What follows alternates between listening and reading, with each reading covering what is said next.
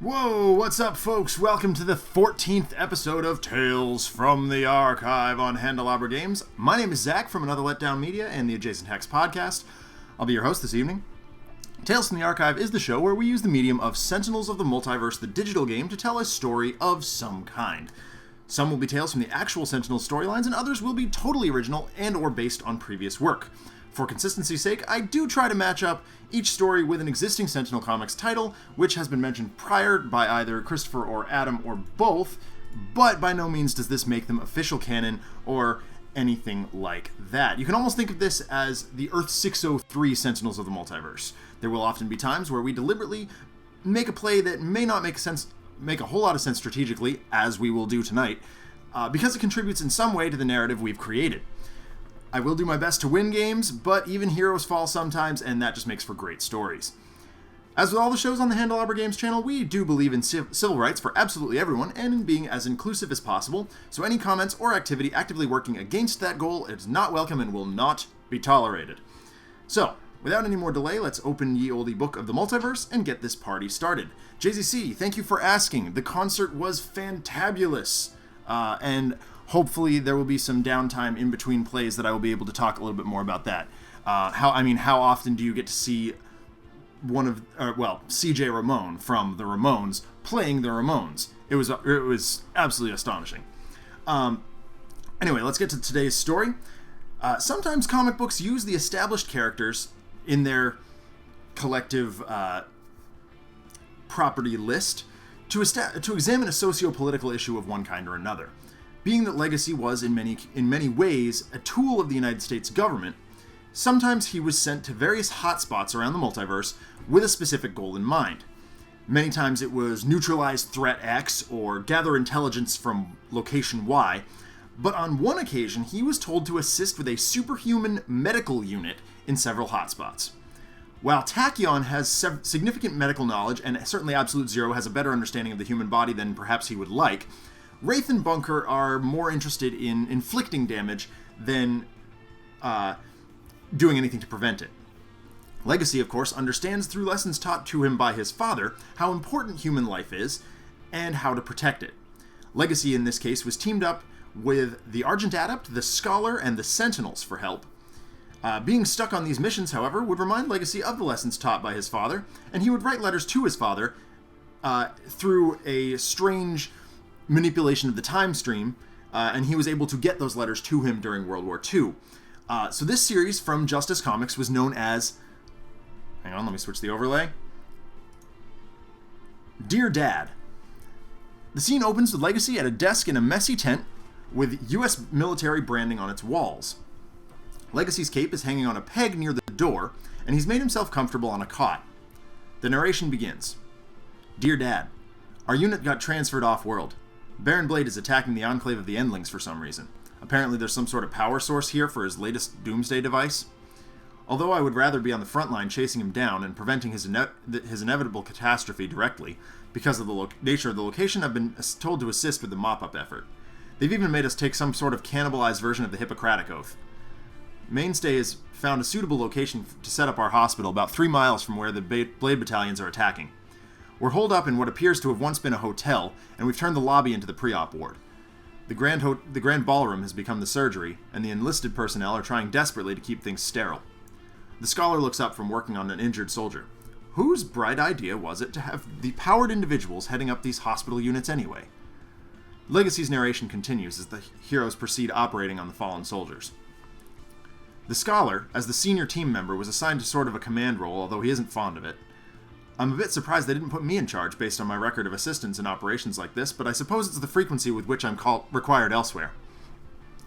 The next panel is filled with nothing but the word BOOM in big bold letters, 1960s style.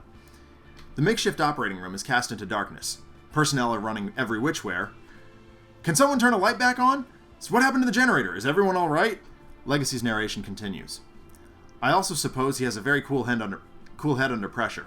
Knows when to hold fast, that one. Everyone calm down!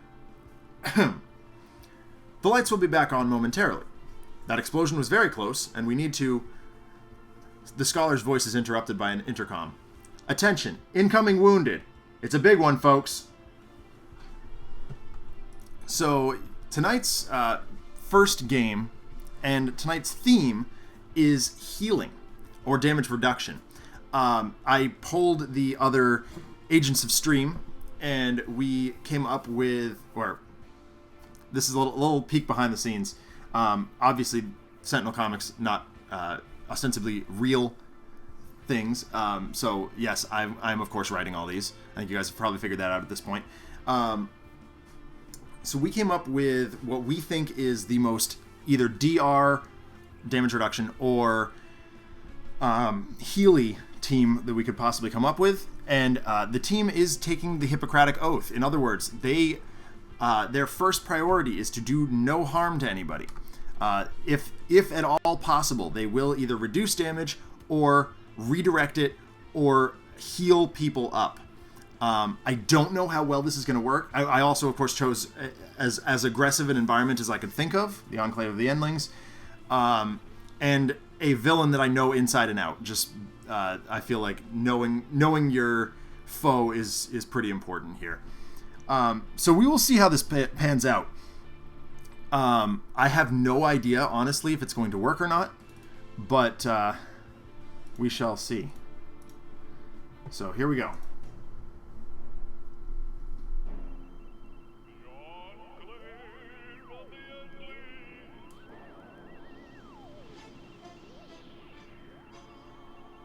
My goodness.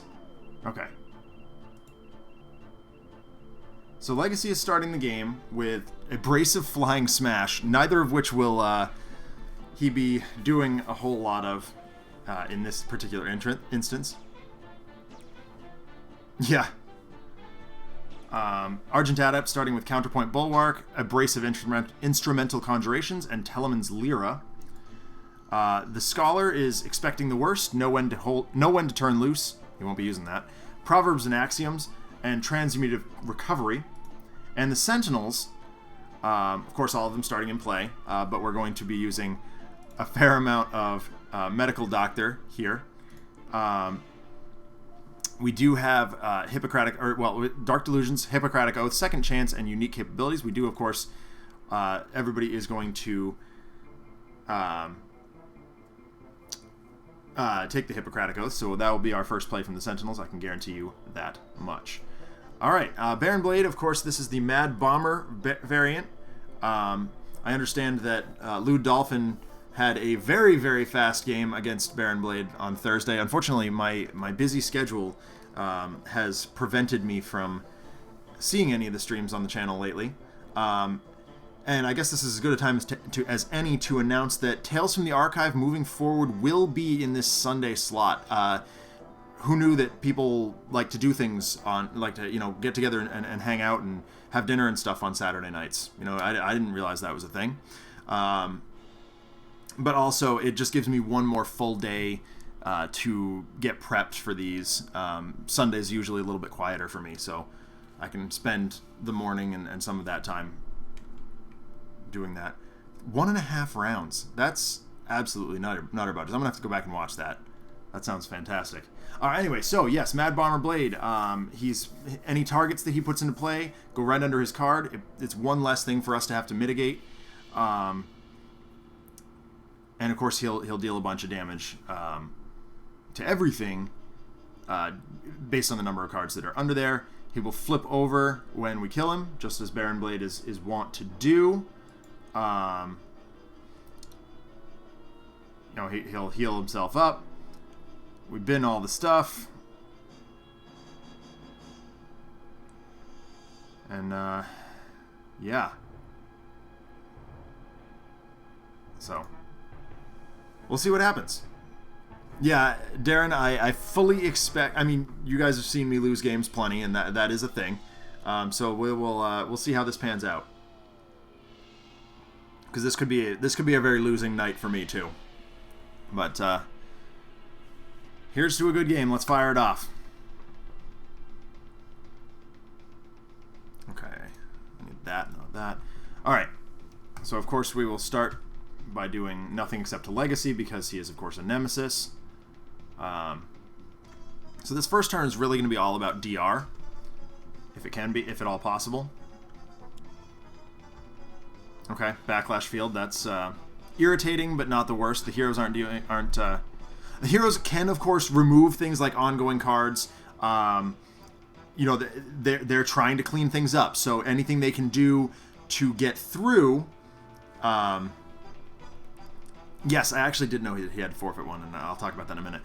Anything we can do to make our lives easier is perfectly acceptable. So, yeah. So superhuman durability is going to be his first play.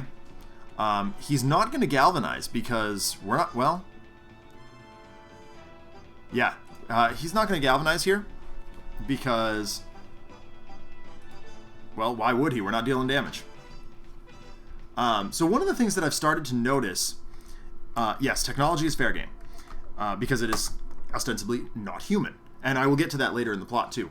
One of the things I've been noticing lately is that the digital game has increased, I think, the how much this game is being played, Sentinels of the Multiverse, and I personally am starting to see several archetypes of player type form. You know, everybody knows there's the Jeremy archetype, the one that just wants to pound as hard as possible. I am one of those when I'm not streaming. I would just as soon deal as much damage as humanly possible. And yes, I promise, since we're doing a pacifist game this week, next week is likely to be all about damage. There's the sort of what I'm calling the Mark archetype, which is the, you know, deep strategy, you know, very precise plays, trying to make the best play as opposed to, you know, the impulsive one.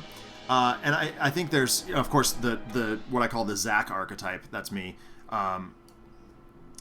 Me on stream anyway, who's, you know, really using the story to guide the plays. So yeah, I'm interested to see where those archetypes end up. So, okay, Argent Adept would use Counterpoint Bulwark here, reducing damage to targets. A little DR, get things started. Seems like a very good play.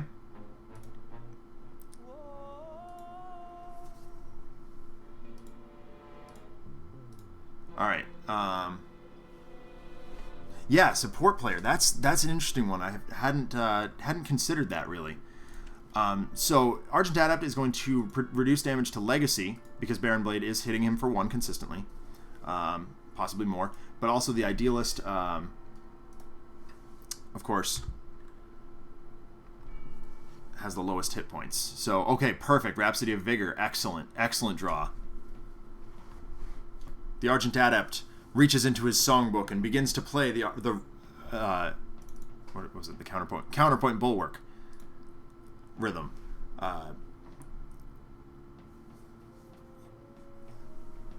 The operating room seems slightly more protected than it has. All right, so Scholar hasn't taken any damage yet. I think expecting the worst might not be the worst idea, although Proverbs and Axioms also seems very good. Yeah, that is true. I mean, there's a lot of crossover between Sentinels of the Multiverse and Magic. When I first got into Sentinels, I was still playing a lot of Magic, and I did find myself getting better because I was becoming accustomed to more strategies and more considerations. So, all right, so we are going to choose for me. Legacy is going to simply regain the 1 HP he lost. Argent Adept is actually going to go ahead and take the damage and use his power once again to activate the Counterpoint Bulwark. Oh, for goodness sakes.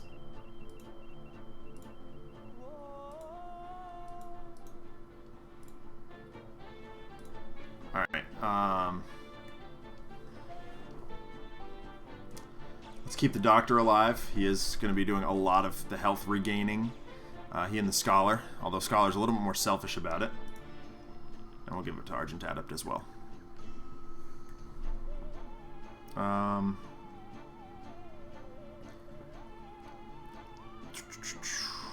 He can't really do any of that, so he's just going to, you know, do that. Nobody's taking any damage, so he's not going to do it. So we'll skip that. Proverbs and Axioms is really good based on the fact that the Sentinels start with 4 powers. We will go ahead and do this. What the heck? Oh, okay. So it does only allow... Oh, wait a minute. Yeah, that's not actually helpful.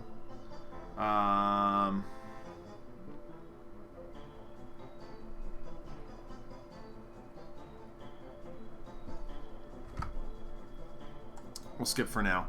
But once we start moving, that power might be slightly more useful. Primordans, Argent, Adept, Primordans, Fanatic, Grandpa Legacy, Parsons, Super Sentinel, Dagon. Yeah, that's the difference is, oddly, I feel like when you're actually playing cooperatively with a group of people, some of those strategies aren't viable because they become, or some of those head-wrecking strategies are not viable because people become bored with it.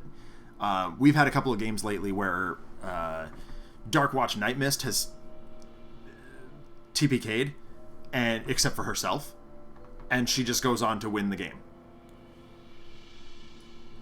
So, like I said, Hippocratic Oath will be out. Whoop, that's not correct. Whoops, hold on. My computer decided to make me play the wrong card. Hippocratic Oath. Come on. Alright. So Hippocratic Oath says, whenever Dr. Medico will deal damage, prevent that damage, and instead one hero regains that much hit points. At the end of your turn, if he's active, up to 3 targets regain a hit point. So here we go. Let's start giving some stuff back here. And somehow Hippocratic Oath is floating here. Not sure what's going on. With that, hashtag blame John.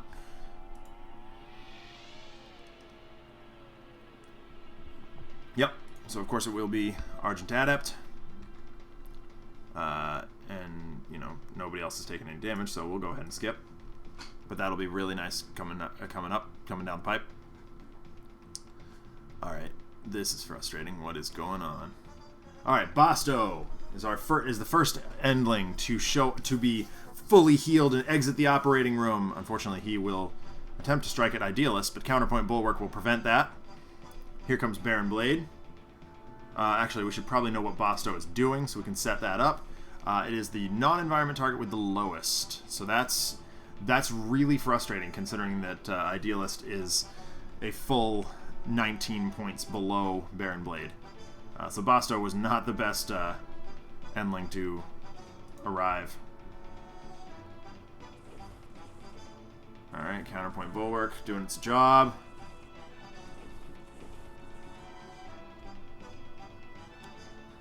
Oh boy. Okay, Slash and Burn. There's a card. Yup, ow. Not so much ow, but still a bit of ow.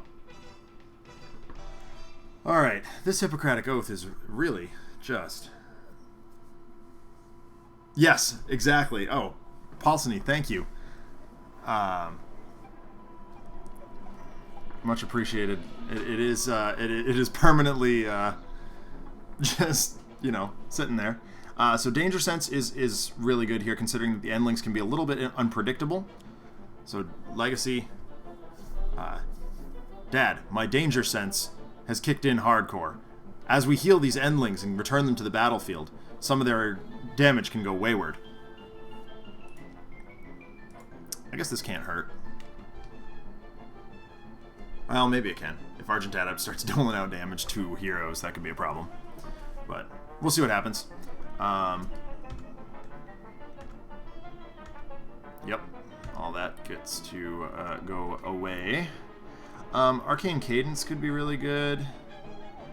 But I think Rhapsody of Vigor might just be better. Just start gaining health back. I quite like the idea.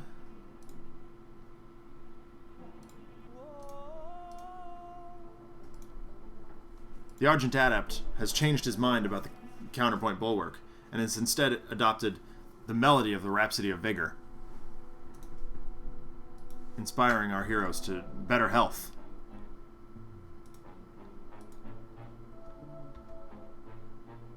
Who else? Wraith? Legacy.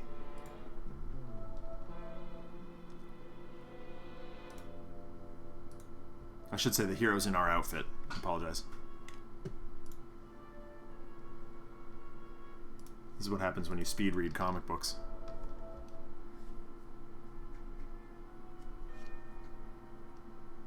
So, Seamus Butler, the extra rules that we are running with today is the heroes cannot deal damage, or as much as possible will be, avoiding dealing damage. So,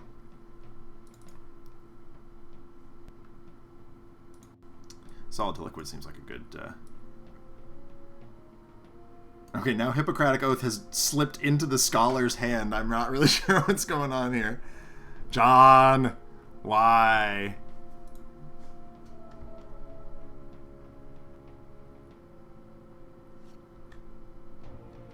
It's just, it's just casually part of his hand. Okay, now it seems to have fixed itself, so yay.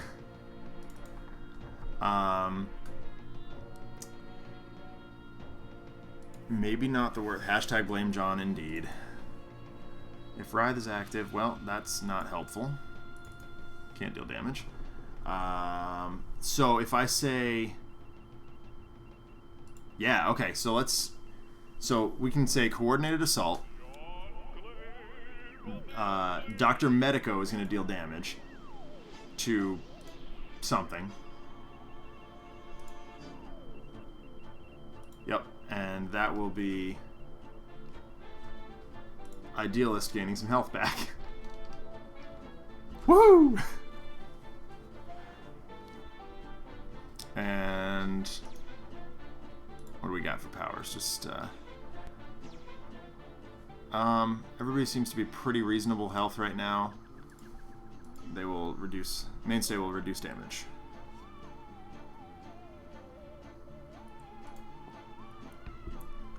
So that's going to be one of those cards that is, the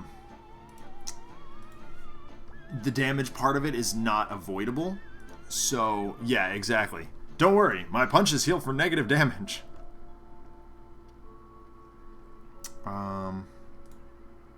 He's at full health, so we skip.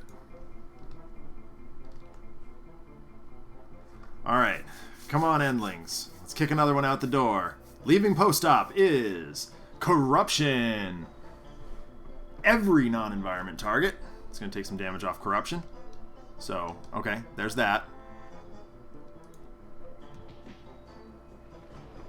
Alright, the backlash field, hits him.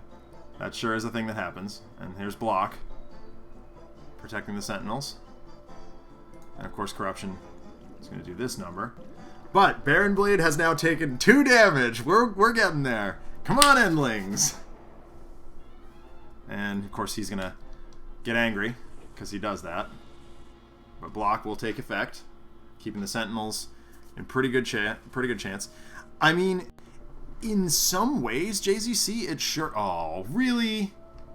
Good gosh. I mean, I suppose that's good to get that out of the way now, but that's going to come around again.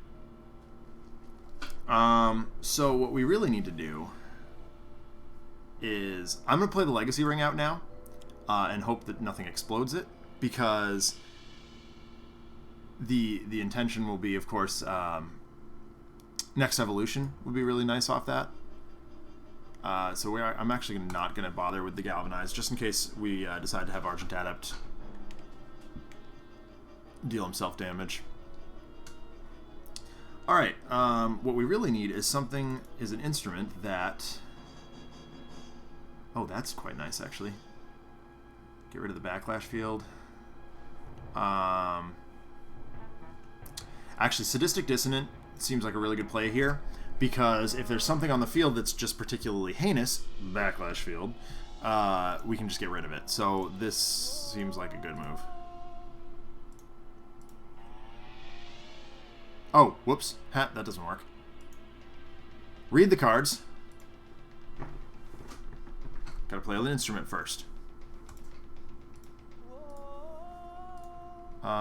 So... we're We're going to go ahead and reduce damage. Use the counterpoint bulwark rhythm once again. And we're going to go to Legacy and Argent Adept himself. The Argent Adept is working as hard as he can to prevent damage. But Dad, I'm not sure it'll be enough.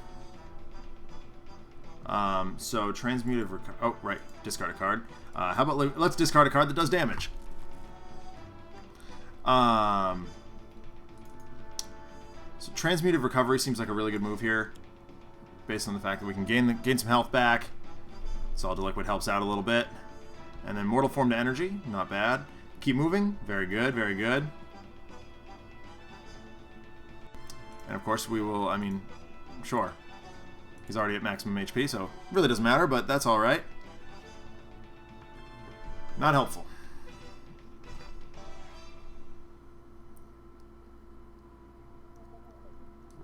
Okay. So here's one of those funny examples where the primary motive here is that everybody gains an HP. The problem being is if the Idealist is active, she deals each villain target 2 psychic damage.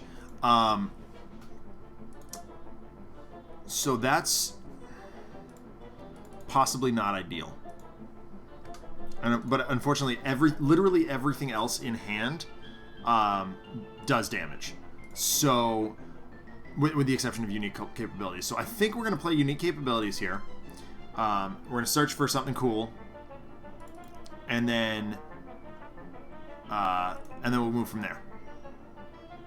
Oh, yes? Oh. Okay, I'm not sure what's going on here.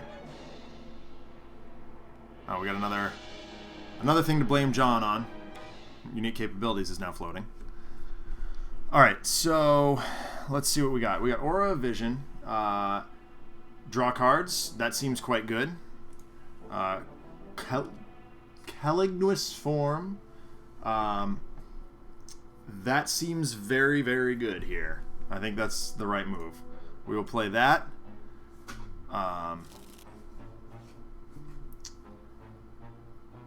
If Mainstay is active, redirect... Thank you for letting me read the card. If Mainstay is active, you may redirect any damage that would be dealt to a hero target to Mainstay. At the start of your turn, either discard 2 cards or destroy this card. So we're going to hold off on that one for just a moment. What I'm going to try and do is have Idealist deal... Oh, that's directly to villains. Hold on. Is there... reduce that damage by 2. So what I'm going to start doing... that's what I'm thinking. Redirecting damage is perfectly fine because it's a shield of some kind. I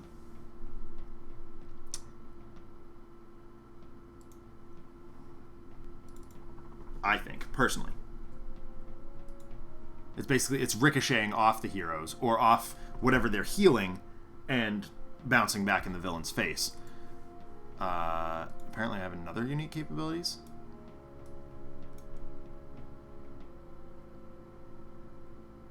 Maybe not. Alright. This game is being very weird tonight.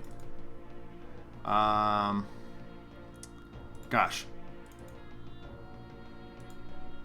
See, the problem with Idealist is she deals direct damage. Like it's to every villain target. So I really can't do that in good conscience. I'm going to go ahead and do the human shield. Alright, here we go. Yes, exactly. But in the case of things like positive energy, the Idealist is dealing the damage. Although maybe I could flavor it, since it's sort of psionic damage, I suppose I could flavor it as... Yeah, I might. I'm not super worried about it. So we'll go ahead and Mainstay's block seems very good lately.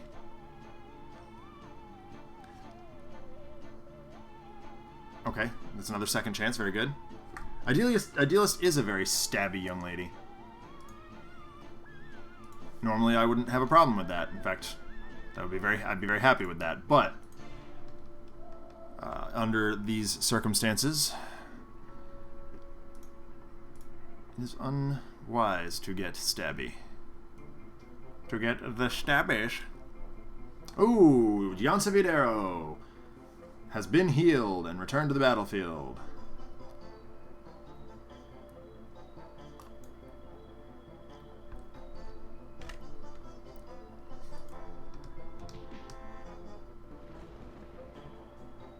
We have to start healing corruption, and I will.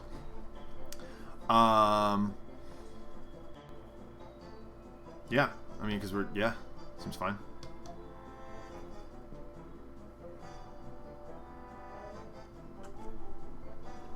There we go. The Baron takes a couple. Basto heals up. Corruption heals up. Thank you, Jansa Videro, helping out in the OR. One of the Endlings.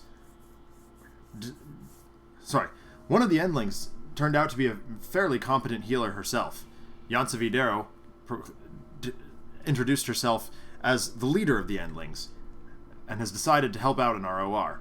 We are greatly appreciative.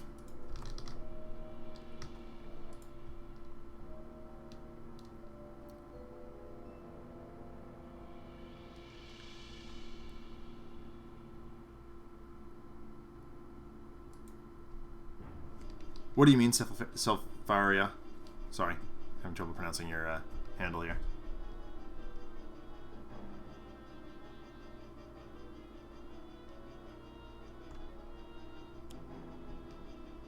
Okay, Living Force Field. That's going to be a problem.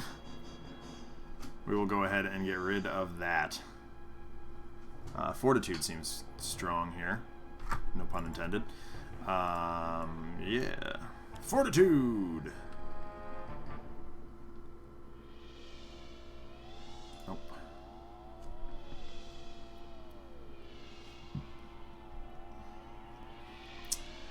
Motivational charge is very good, but... Actually, there might be a chance to combo off with that. So I'm going to play out Teleman's Lyra, I think, unless that's the one that... accompany... So, counterpoint, accompany of Bulwark, and perform of Sadistic. Alright. I want to know if this works. Worst case scenario, it does exactly the same as using the base power. I've never seen a Lyra played in an operating room, and yet somehow the Argent Adept has made it work.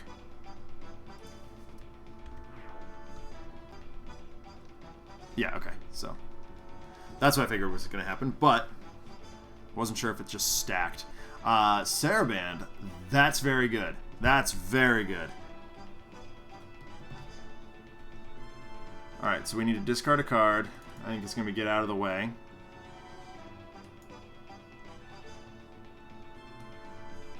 Yep, sure is. And then Proverbs and Axioms again. Seems fine. Alright, Inspiring Presence. Well, okay. It is a healing card. Alright, everybody chooses what to do.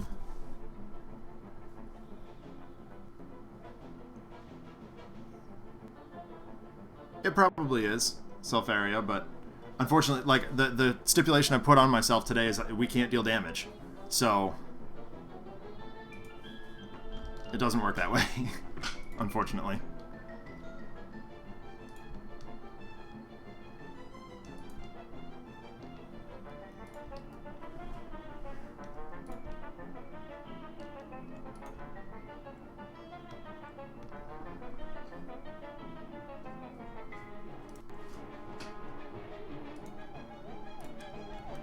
For those just joining us, I do know what I'm doing, but for flavor purposes, we are doing it differently today.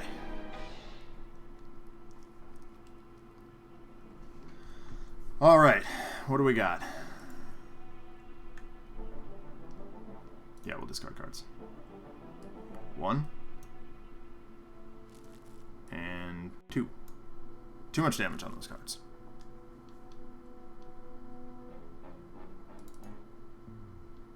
Alright, that one's the one I've been looking at consistently. Alright, that's... Okay, yes, we will do this. Yeah. Alright, so he is going to not actually deal damage because of the Hippocratic Oath. And Legacy is going to gain the health back.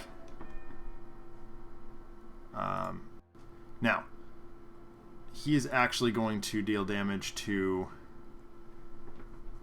I can't remember who it was that redirects damage. It's Rive.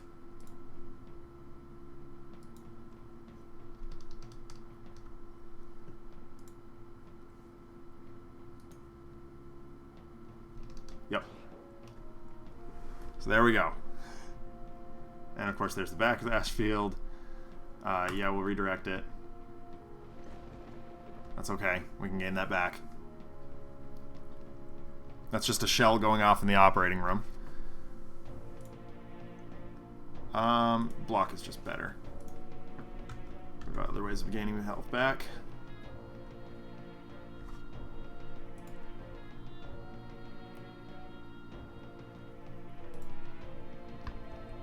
Yep, just like that. Yes, lead from the front, next evolution is definitely the combo we are looking for here, Seamus Butler. Looks like everybody is at full-ish health, so we will start to heal Corruption. As weird as that sounds,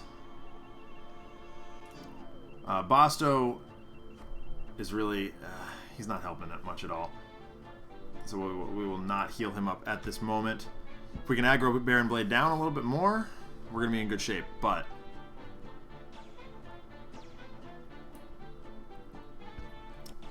alright, at the end of the environment turn, second highest, 2 melee damage. Well, that actually... No, it's not.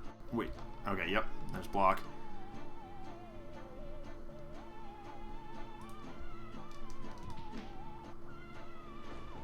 Okay, Corruption's hurting a little bit.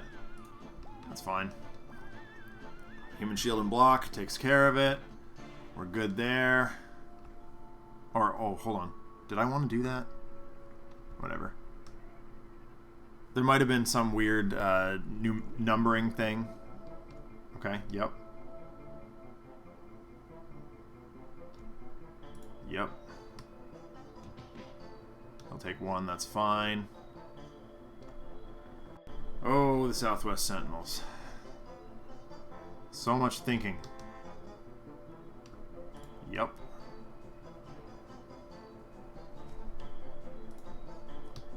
Redirect. Okay, thank you. I will.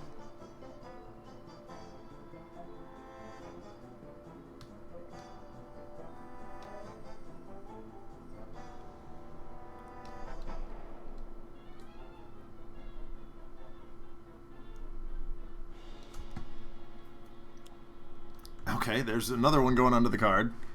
Whoops! Okay, alright, haste and doom.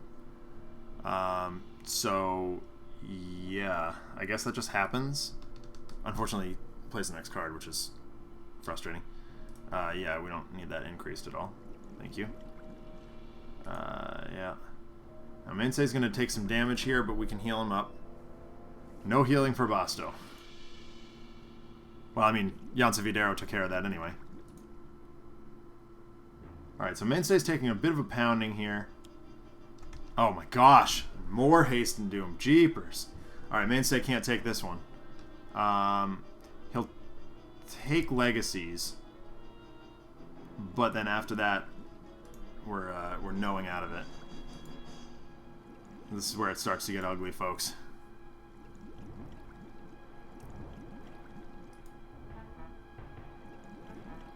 Baron Blade has sent a strange, toxic grenade. Oh my gosh! What? Oh my goodness. No. We will just take all the damage here. Good gravy. Triple haste and doom? Oh my goodness. Baron Blade lobbed a strange... What?!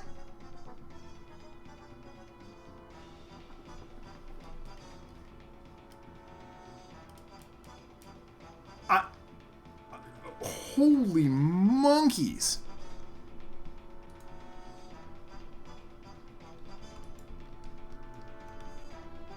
Horrors! Baron Blade has lobbed a massive toxic grenade straight at our operating room.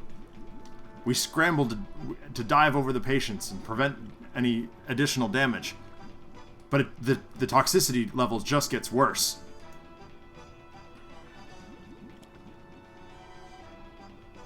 Good Lord.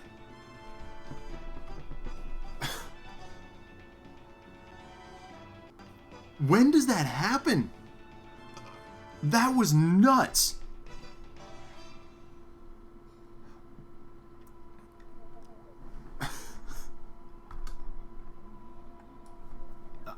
I am quite honestly speechless. I guess he did. But isn't that against the Geneva Convention? Like, Baron Blade not upholding the Geneva Convention today. Can't attack a medical unit. Fortunately, we've got Inspiring Presence. We've got all the Sentinels still alive, technically. Mainstay's not looking particularly happy right now, but Bomber Blade sure can wreck you. No, that's not necessary. Come on, one of the cards we need. Okay, well, bolster allies, not the worst draw.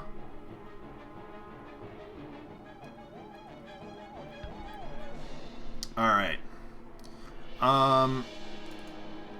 Saraband of Destruction seems like a really good play right now. Just gonna be honest.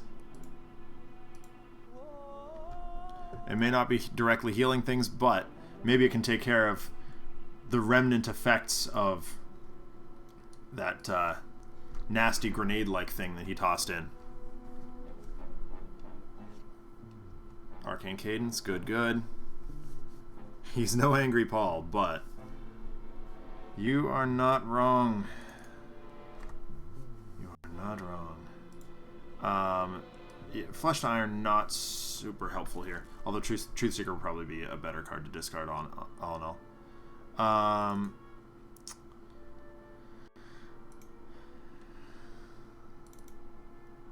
going to go ahead and expect the worst here. And continue. The Scholar channels energy from this Philosopher's Stone, and flames encircle his operating table. Hopefully that means whatever Endling he's working on will soon recover and join the fray.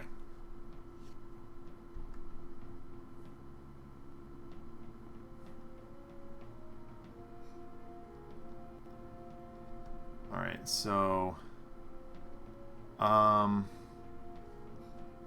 No, we're done with the human shield. Sorry, Mainstay, but you're not healthy enough to handle that. Good hero, bad hero. Okay, it's a May, so we're going to go ahead and Mainstay will gain some health back. And then he is not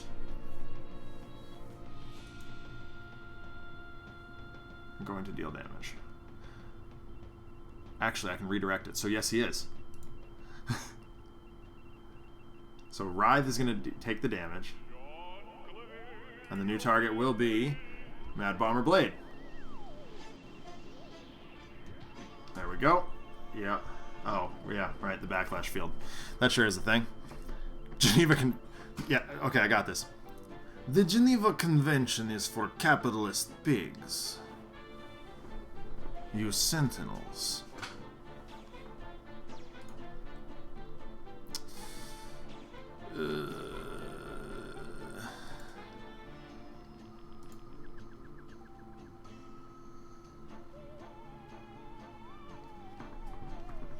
Alright, so Orbo is going to deal damage to what? Non-environment... Deals the target period with the second highest. So second highest is currently the Scholar. Can I change that to Baron Blade? No, I cannot. Because Yansavidero and Orbo are both higher. So, alright. We're just going to get Mainstay back back to front here.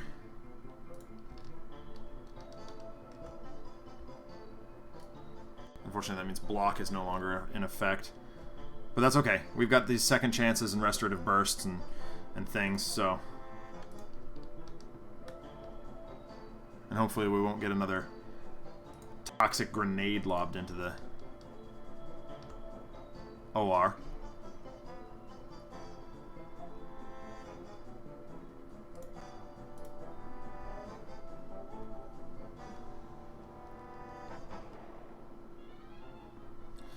Alright, so this is going to get ugly. Poor Scholar. Started the environment card. If there are 4 more environment cards in play, well, there are. So that's going bye-bye. Yep, Bosto hits Mainstay. That's fine. Mainstay's not going to deal damage anyway.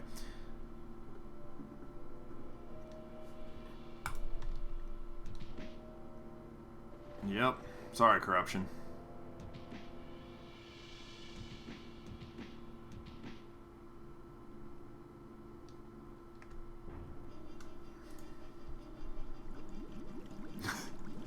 We are making progress, folks. He is at 21. And Yansavidero's putting in work. Dream. Yep, that's not very nice. Oh, it's 3 now. Okay, Mainstay's gonna pop here, but that's alright. We've got some stuff to take care of that. The Baron seems to be getting more angry. Things in the operating room are starting to look quite grim. Ooh! His own backlash field reacted against him. Oh, that was cool. Uh-huh.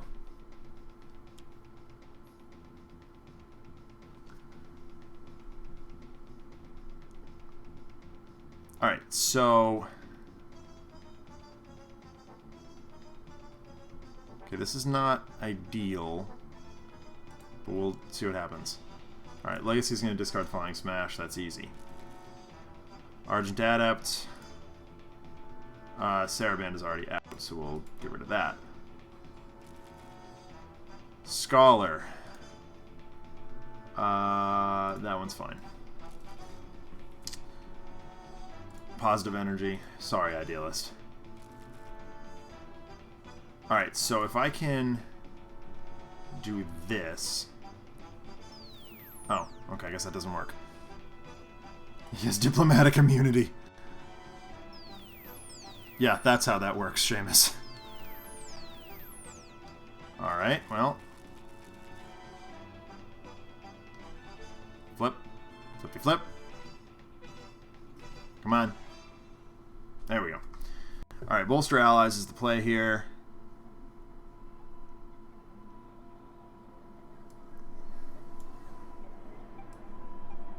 Get in play. Everybody draw cards. Come on. So, oh, really? Thok? Not helpful. Okay, alright. Another expect the worst. Yes. We'll take it.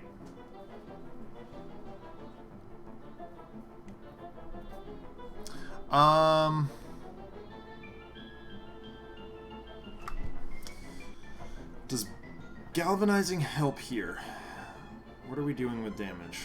I guess it's the Sentinels that are sort of throwing damage around here.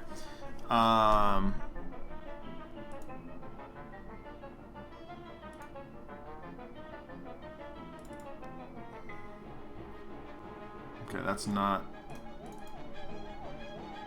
Okay. Oh, right, because this is the... This is where the incapacitated abilities happen. So...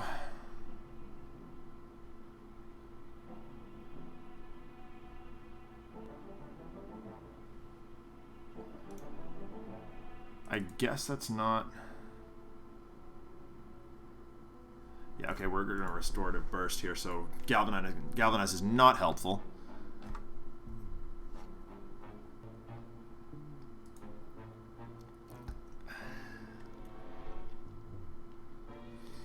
Alrighty.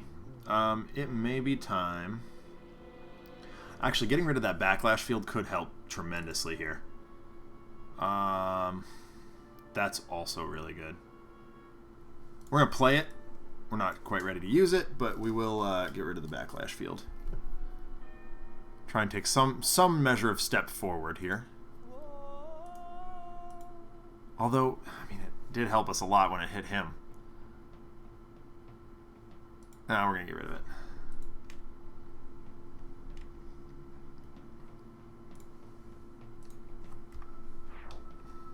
Sorry, Baron. You don't get to keep that.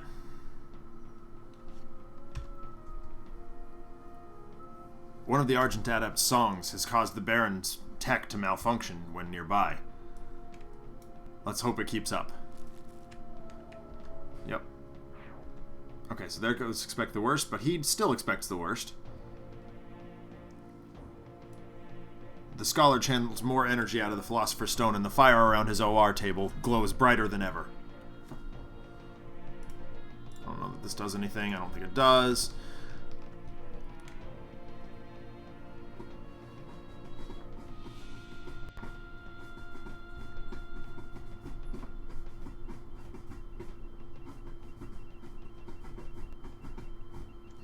Alright, so we are going to restorative burst here to get Mainstay back. Yes, please. Come on back, buddy. You're once again among the living. And then everybody gains a health back. We're going to be like Oprah with this health.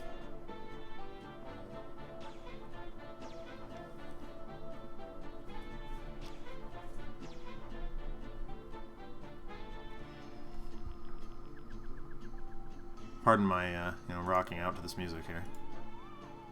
So good! Alright, Dr. Medico is now working overtime to keep his patients alive. He's pulled a very, very long shift in the OR. I hope he's doing okay himself.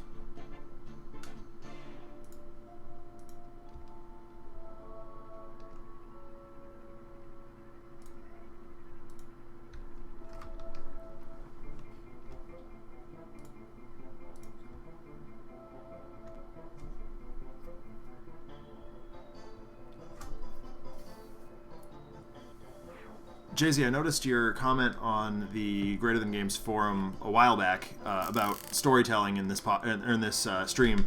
So I am trying to play a little bit slower and actually, focus a little bit more on the dialogue today. I hope I'm doing a little bit better job. I've been a little worried about that over the last few weeks, so you can let me know what you think.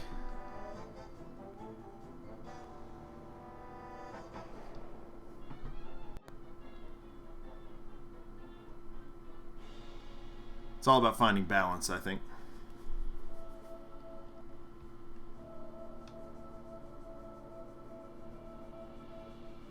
So Imidus is not the strongest draw here. He's got a big butt, but I don't. But he's kind of in the way. Unhelpful.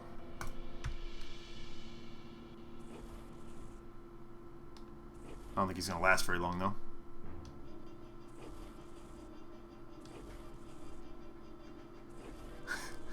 Damn it, man. I'm a miracle worker, not a doctor. Wait.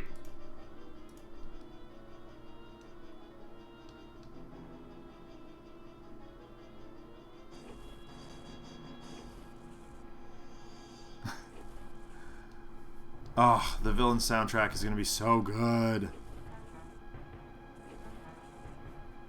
You know what? Actually, of Jean-Marc's work that I'm looking forward to most right now, I have yet to hear the Laser Riders soundtrack because my copy of the game should be here like tomorrow, I think.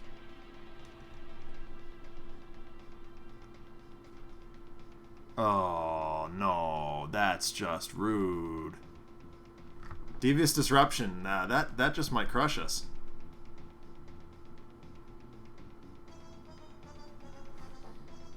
Alright, well, I guess we blow up the board. Like, because if I leave any in play... Oh my goodness. This is crushing, folks. Baron Blade's got our number tonight.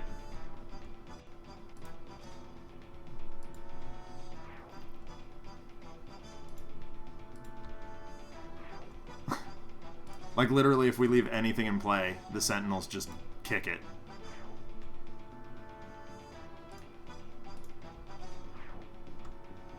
And it's still, everybody's taking 3. So, like, nothing. We are back to ground 0, folks. So this is...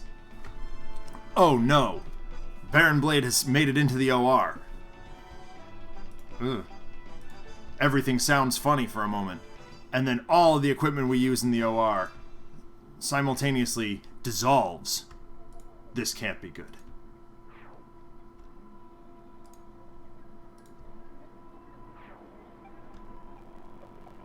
This is so bad.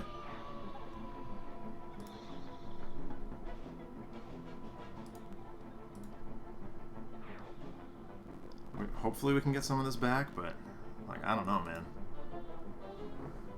Oh, right, Impetus is in play. Good old Impetus. How much can you take, buddy? What do you got? Come on, bud. Okay, he's no longer. Okay, Wraith took a little. That's all right. The bad rips are real. Oh boy. Well,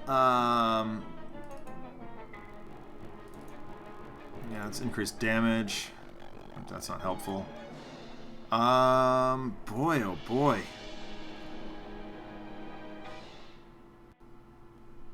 All right. I'm going to take one for the team. Let's hope this works.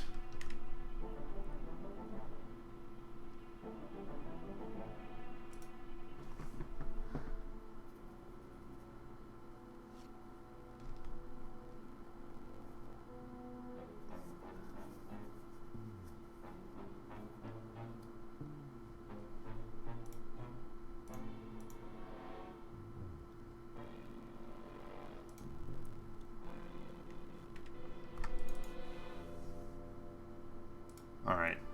I think it's time to Arcane Cadence. We got nothing else in play, so.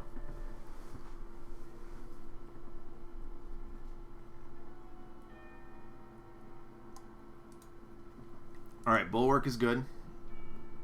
Rhapsody's good. So we'll go ahead and do this in hand.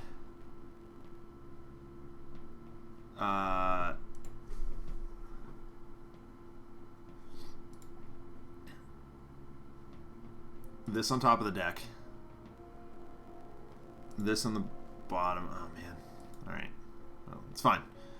We can get instruments back out of the trash, no problem. And we're mostly using perform texts anyway. And the Bulwark will come into play. We will go ahead and use... Come on. Use the Bulwark. The Argent starts tapping on the operating table again. Hopefully it's that counterpoint Bulwark that helped us in the beginning. We're going to do Legacy, because he's the only one not protected at the moment. Well, at least I think we are. There we go.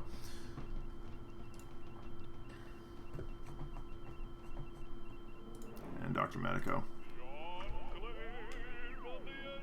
Anybody keeping track on how many times the soundtrack has restarted in the course of this game? I'm sure we could probably figure it out, you know, mathematically, but because we're exactly an hour into the stream right now. Still on game 1. Oh boy. So Alchemical Redirection. Not helpful based on the fact that Legacy's up, so we're going to do that next turn. Keep moving, that does seem strong, because then we can get the Solid to Liquid back.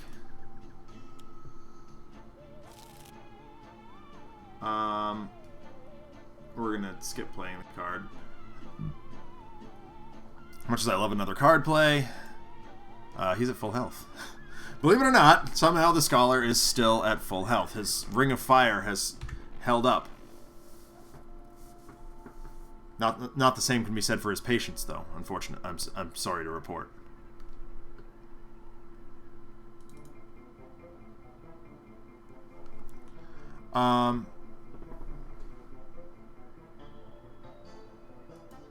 So unfortunately, we don't have the... Oh, here we go. Team communication. Seems like a good move. All right, all right. Not bad, not bad. Not bad.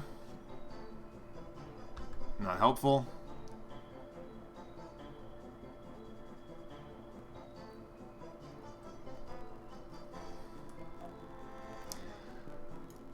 Oh man. Okay, so I've got a bit of flavor for this card. I was looking at this card earlier.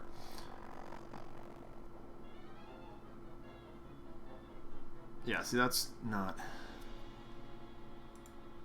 Oh, actually, that's not the card I was thinking of. Never mind. I'm sorry. I really need that form again. And this is a May, so we're going to go ahead and do that. Yep. And he is, of course, not going to deal damage.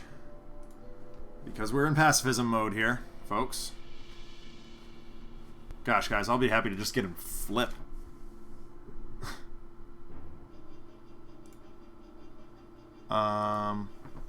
Wondering what else we can do. Like, that's a consideration. Not really. I guess we're gonna do this. Oh shoot, no, that was dumb because damage is already. We're good. Everything's fine. So we are gonna gain 3 hit points. And it's going to go to Dr. Medico because he's our best healer. We're going to keep him alive. Scholar seems to be the best at sort of keeping himself alive. And the patients on his operating table are doing quite well. However, Dr. Medico needs health too. Rather important. Alright, what's the Enclave of the Endlings going to do to us today? Blugo!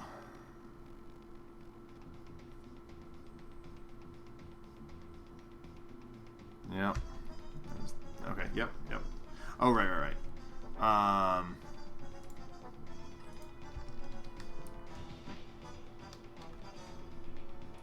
So, the only person who's going to take... Yeah, I was going to say, Counterpoint Bulwark is protecting Legacy, so everything else is still good.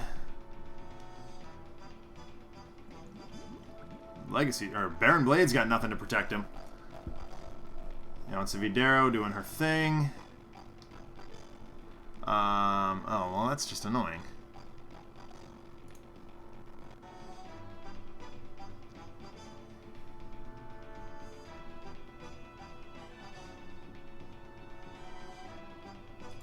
Okay. This is a little odd, but there you are. Okay, so Heroic Interception, not as effective as we'd hoped it would be, but we'll see. Maybe Baron Blade will do something stupid here. Yep. That's not strong.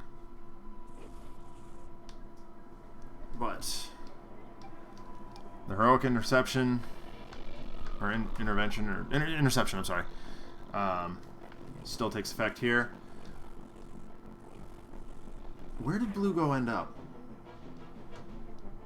I didn't see.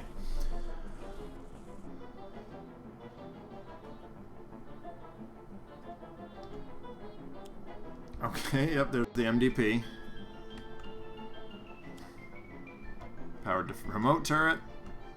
Yep. Elemental redistributor. That's not a thing either.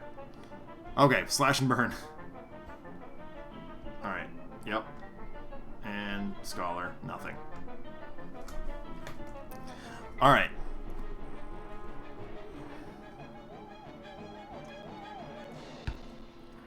What have we got today? Yes, I get the Heroic Interception is gone now. It's a bunch of motivational charges. Unfortunately, Can't use them. Because it's against the Hippocratic Oath. I suppose he can deal damage to himself.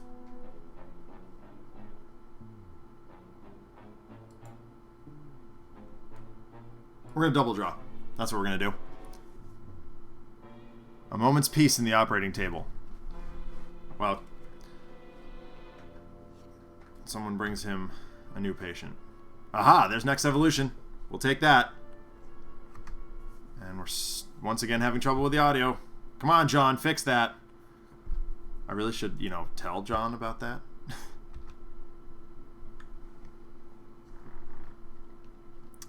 All right. Things go quiet in the operating room here. We're actually going to play out the Rhapsody of Vigor. Come on. Well, maybe we are. There we go.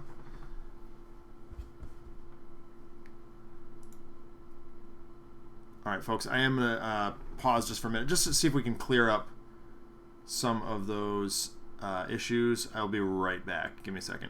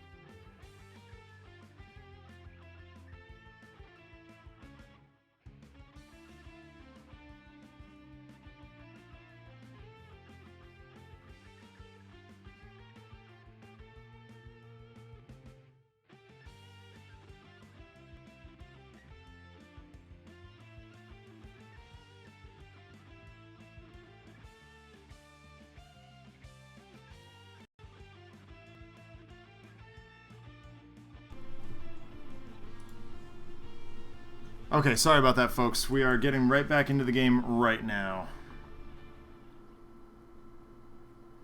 Yeah, that Sonata's probably the right move here.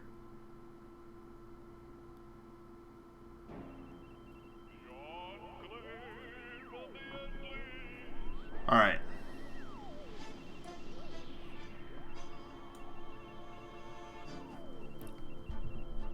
So let's move back to before he played a card. I think Cadence Dig to Sonata is probably the right move here. We would like to get Calignuous form. There's Vernal Sonata. Okay. So,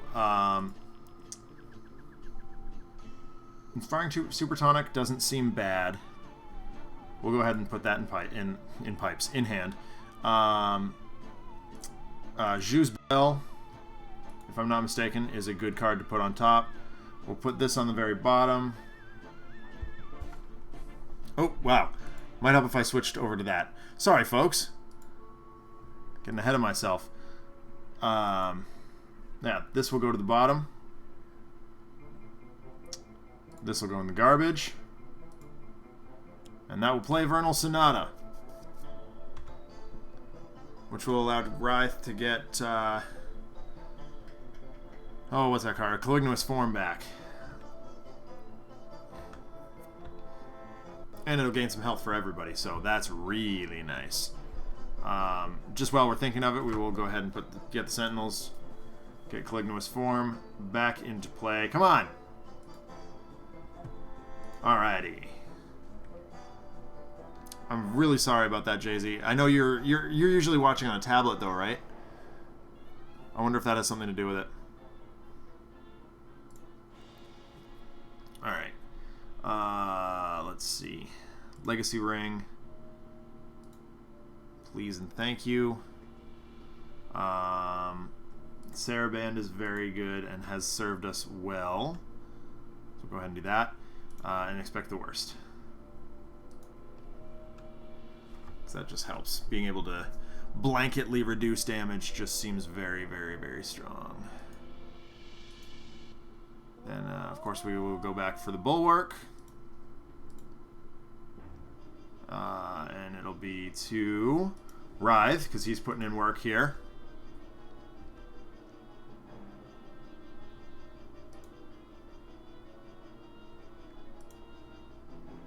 And the Argent himself. And I believe that is all she wrote. Yes. Big surprise, Saraband of Destruction. You know, casually. Alright, let's discard a card to Solid to Liquid. And I think we're going to play this, actually. Which, you know, may not be the right play, but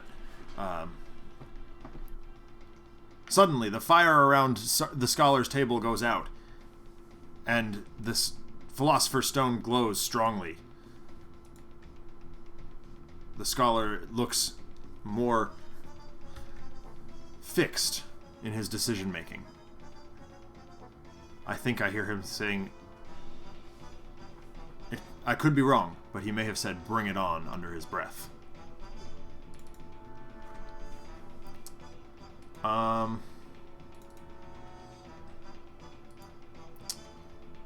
we're gonna go ahead and Aura of Vision here. Whoops, hello. Yeah, I heard about that. And of course, so I think it's going to be the mainstay thing again. Oh, but Scholar's redirecting damage. Whatever. Okay, there's that. Calignuous Form is back.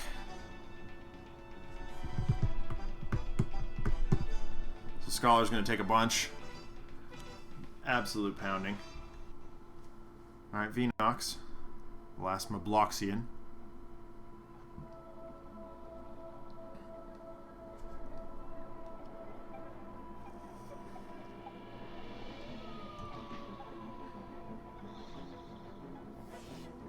Yep, that'll happen. Alrighty. Bring it, folks.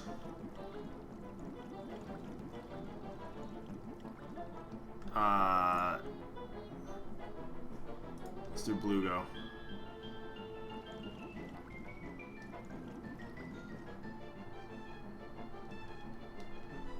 Alright. Oh boy! Scholar is going to blow up here. Scholar seems to have lost his faith. What could happen to the rest of us now? Okay, there goes Idealist. Well, Writhe is alive. Not strongly.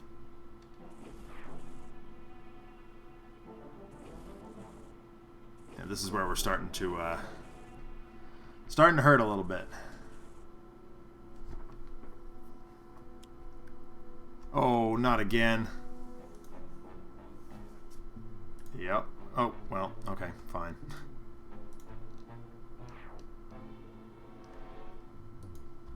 And it looks like Writhe is going down here too, so much for that plan. Oh, well, okay. He's not dead yet.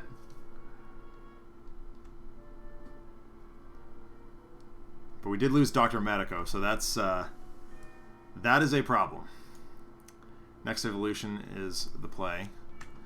Boy, like, all right, so he's dealing fire damage. So we're gonna use next evolution to prevent fire damage, I guess.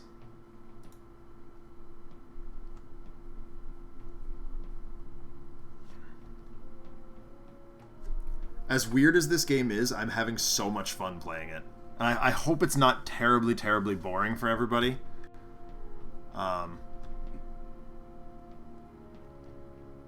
Just because it is so weird.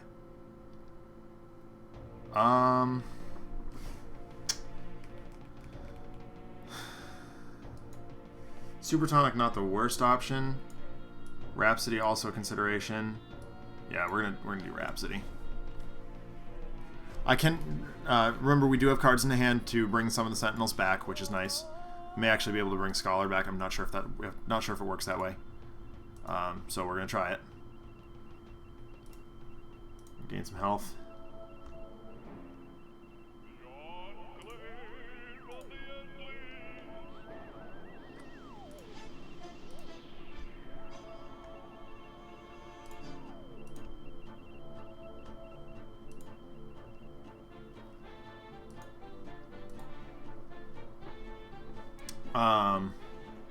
We're done.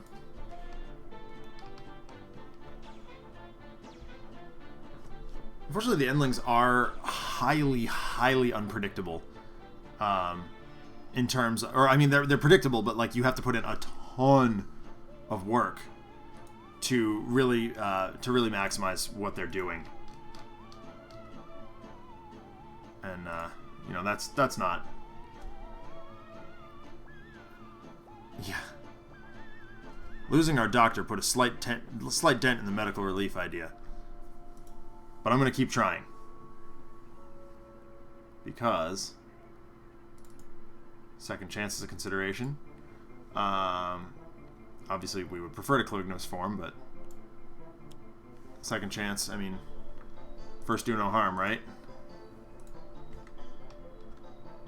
That brings Dr. Medico back.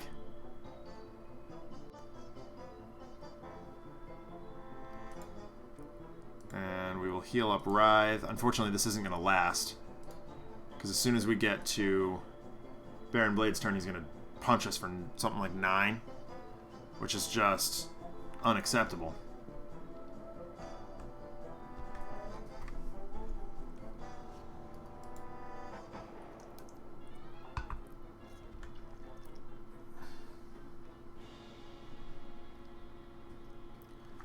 Yansa is trying as hard as she can to convince her Endlings to go after Baron Blade.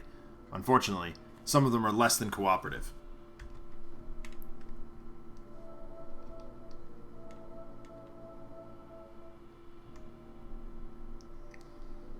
Yep, not working for you. Unfortunately, I'd love to be able to channel like Orbo into damaging Baron Blade, but unfortunately that's just not going to happen.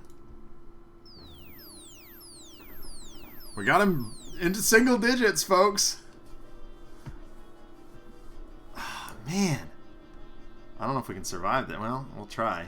No, this is not looking pretty, folks. Legacy, yep. I mean, Legacy's alive. Because fire damage doesn't hurt him. But unfortunately, this is going to be all she wrote for everybody but Legacy. I'm running the operating room alone now. It seems like nothing we do can stop Baron Blade's onslaught. I feel humiliated, alone, and he's healing up. Of course he is.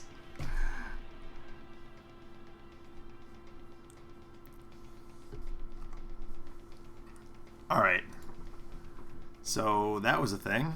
Oh,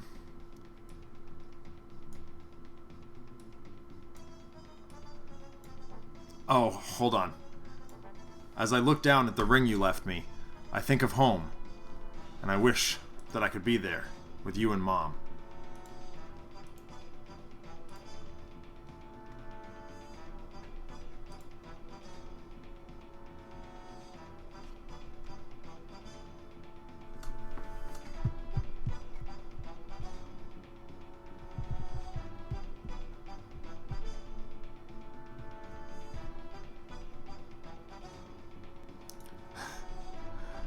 We're gonna try it, folks.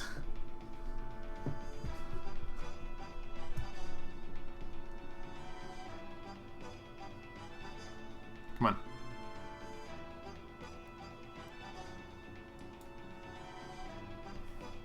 Actually, I'm wondering if I could just, well, just become immune to as many types of damage as possible. Just completely abuse next evolution.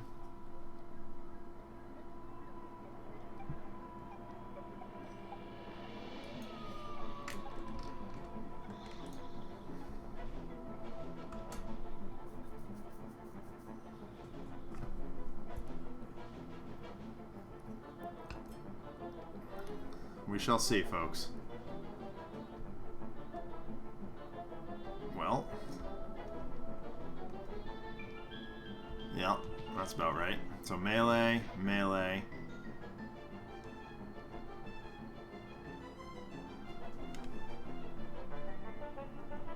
So there's the fire damage that he's immune to.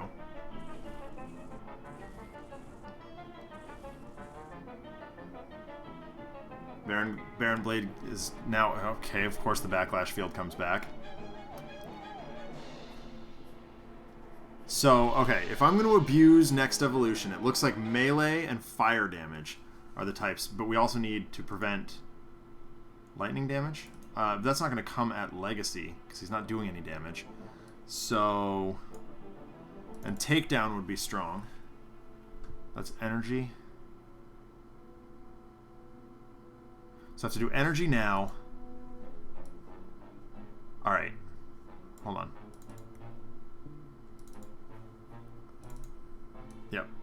No, stop it.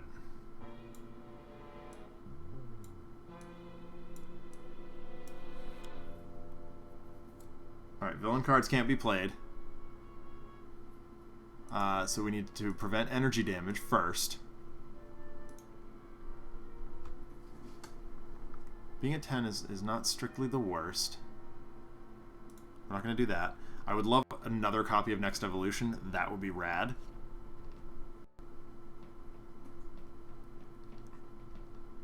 Okay, so Next Evolution, that iteration of Next Evolution took effect. Now what we'd like to see is...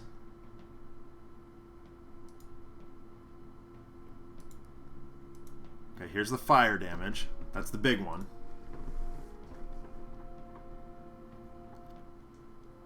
I'm taking all the supplements I can to increase the next evolution. I'm hoping that it'll help me prevent damage. So here we go. For melee...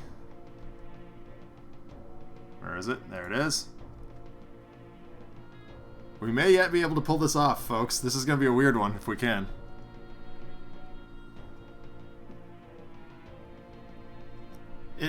It's probably the right play to pack it in, Selfaria, but unfortunately, actually it doesn't work that way on this stream. It ain't over till the fat lady sings, and she's barely warming up. Although if it starts cycling, then I will call it.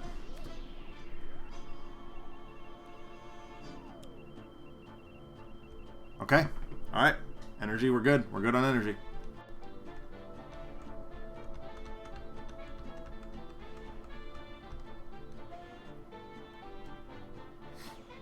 You can't touch him. You can touch him all you want, though. That is fine.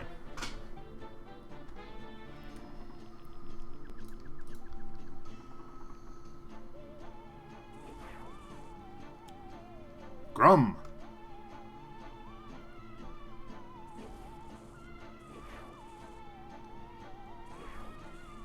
Ooh. If we run out of Endlings, which it does appear that we might, I might consider packing it. But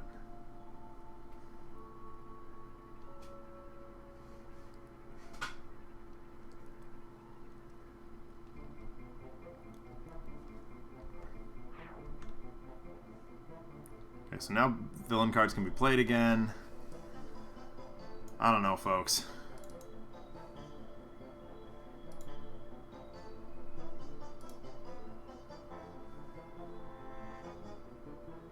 I mean, I can prevent all the damage in the world, but without the Endlings to help me out, I just don't see this game ending. We haven't even flipped them yet.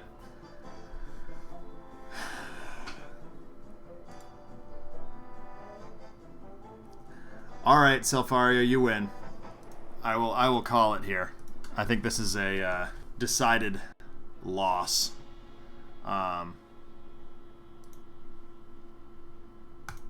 So we will simply move on to game 2. Sorry, Dad. Things looked awfully rough there for a moment. We were taking so much fire from Baron Blade's soldiers that we had to make the OR look abandoned. Apparently, the new strategy is to find a way to make it look like Baron Blade won, and then lure one of the Endlings to strike him from behind when he's not expecting it. Once the locals figured out what we were doing, they found ways to help. It just took Yonsa Videro a while to get through to them. I still haven't figured out why Baron Blade is operating off-world, or indeed how he got off-world in the first place, but that's the limit of my concern. He's back behind bars where he belongs. We're a mobile unit, that means we're off and running to the next available blank battlefield, and where there's a battlefield, there's casualties. There's nothing happy about war. Just ask the Argent Adept. His power is based a little bit more on blind faith than the rest of ours. He's a master musician, but sometimes it takes a little more than a family history of superpowers to believe that your magic is going to work to heal these people. The other day we were getting a bite to eat during a conflict at the block, and he and Dr. Medico were discussing the differences between war and hell. Legacy sits down at a table. The scholar greets him and announces that more people were wounded during an attempted breakout the night before. Hasn't anyone told the prisoners enough with the breakouts? Where would they go if they actually did get out? The block is in the middle of nowhere. The idealist sits down nearby. Prison breakouts are everyone's favorite spectator sport around here. Prison breakouts are everyone's favorite spectator sport around here. It's like the wars their actions have caused have become the universe's greatest spectator sport.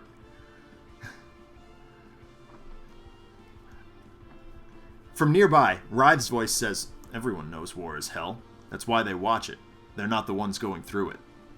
Dr. Medico looks up from a tray of something unrecognizable. War isn't hell. War is war and hell is hell. And of the two of them, war is much worse. The Argent Adept puts down a cup of coffee and asks, "Well, how do you figure that?" Dr. Medico looks at him and says, Who goes to hell traditionally? Well, people who have done evil in some way, right?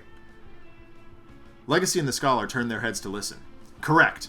There's no innocent bystanders in hell. War, prison breaks, terrorist riots are all chock full of them. Depending on what happens, it could be kids, guards, IT workers, old ladies crossing the street. Aside from a select few, almost everybody involved is an innocent bystander. The Scholar puts down his fork and says, "That's a very pessimistic approach, Doctor. Maybe we should all take a minute to relax a bit." Idealist abruptly stops what she's doing and drops her utensils. "No time. Prison break." Dr. Medico looks at her quizzically. "I don't hear. Wait for it." So, game 2. Well, Jay-Z, if it's any consolation, Thursday is a weekend for me. This week, anyway. So game 2, we are still on Hippocratic Oath, but this time, if damage is sort of inevitable, that is okay. Chokepoint is part robot sort of part robot after all. So we are using the same hero team, but this time a little collateral damage is okay.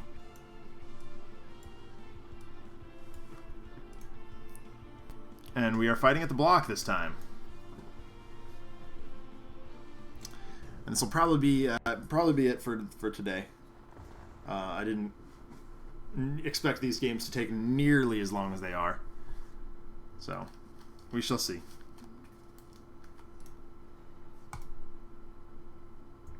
So Legacy, starting out with Flying Smash, Heroic Interception, Lead from the Front, and Motivational Charge. Argent Adept, Sadistic Dissonant, Saraband of Destruction, Silver Shadow, and Juz Bell.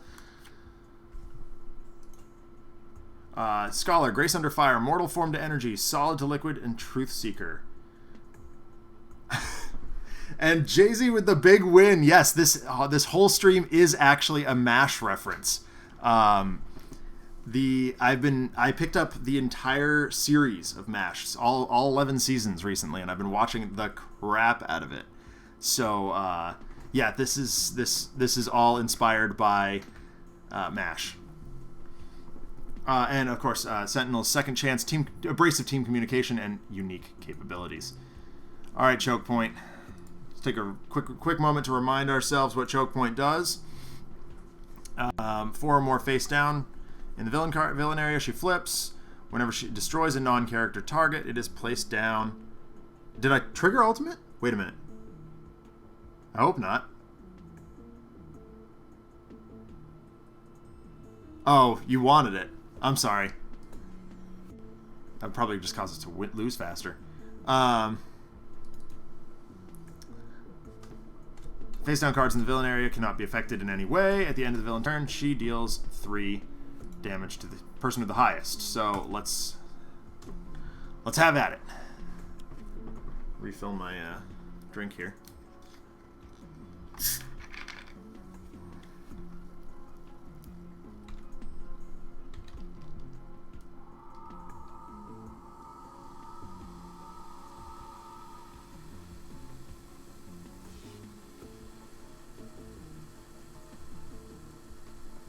Alright, Legacy's turn. Lead from the front's probably, well, so it was a little more difficult to write sort of mashy jokes in this. Obviously the characters don't really equivocate to directly to, like, where am I going to find a Frank Burns character? You know, nobody's just a giant pain in the butt. I'm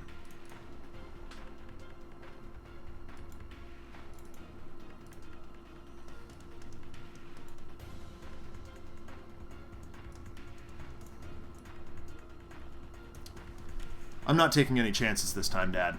I'm going to start out with that immediate take one for the team play. Oh, wait a minute. Well, whatever. Alright, there's the Legacy ring.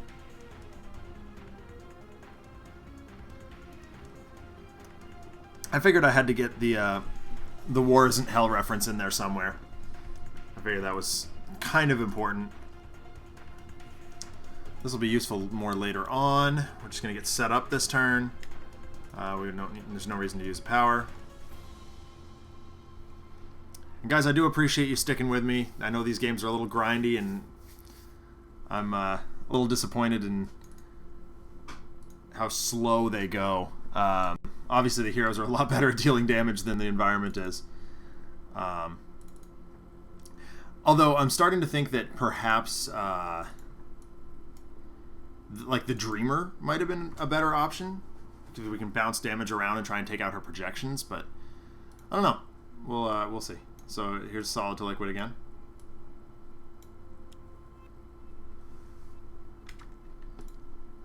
Might revisit this plot a little bit later. Probably won't. More Grace Under Fire. Well, I guess it's discard fodder. Alright. Team Communication is probably the play here. Actually, we can double up. We can just draw a billion cards. Yep. Oh my gosh, we can just go ham here. Team Communication, Unique Capability. There's Caligulous Form. Alright. Search your deck for a signature, put it into play, shuffle, draw a card, play a card. Yes. We'll just play all the cards here. Seems good. Hippocratic Oath. Let's do it.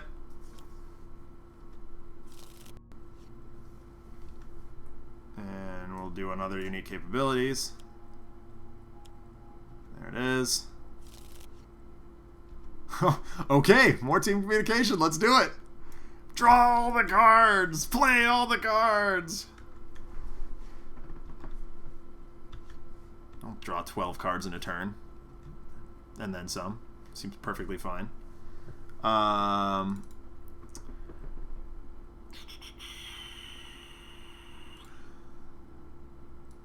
yeah, we were going to play Calignuous Form. And that should clear out a whole bunch of stuff. Yay! Signatures! All kinds of signatures. We like signatures. So if I throw damage at Rive, is it enough? Like, how much does Calignuous Form reduce by? Oh, reduce it by 2, so it actually doesn't matter. We'll go ahead and regain some health.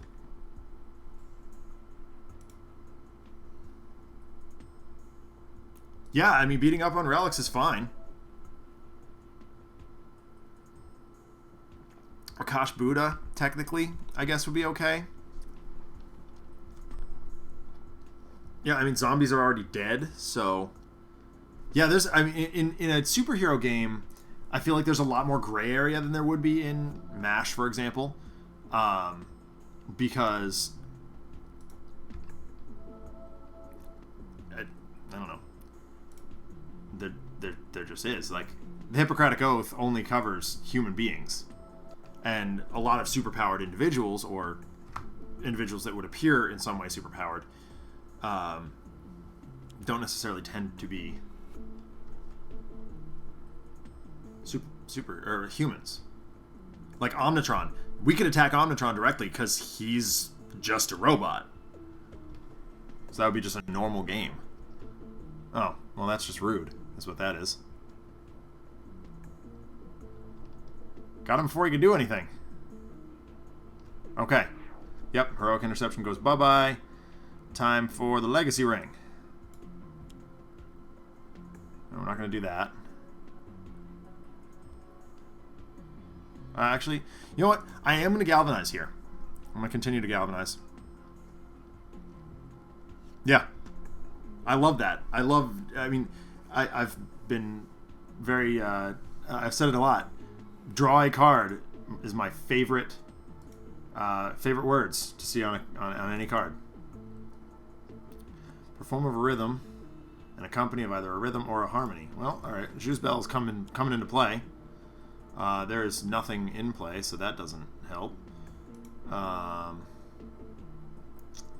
That's not good. All right. Sorry, Argent Adept. You're not doing much.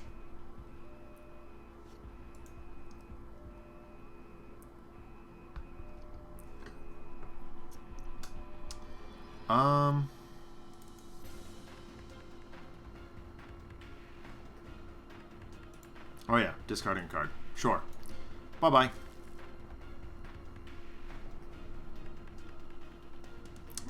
Do I really care to play a card?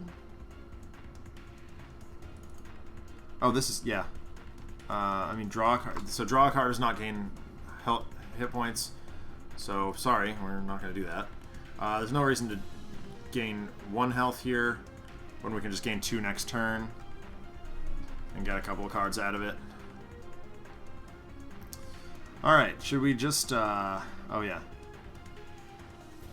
Scholar was drawing cards.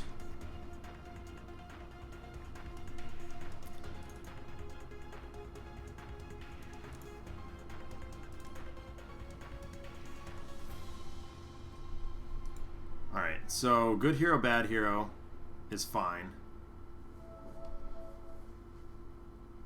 Now, once again, I said that collateral damage, which is damage on a card, is okay.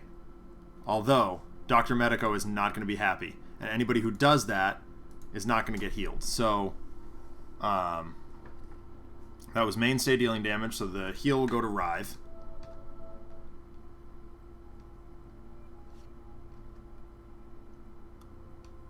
they've loosened up on the Hippocratic Oath on this mission.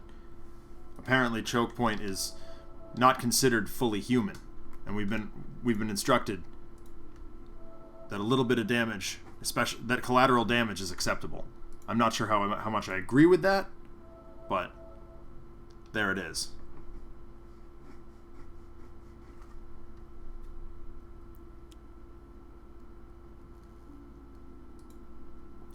Now here's the prison riot that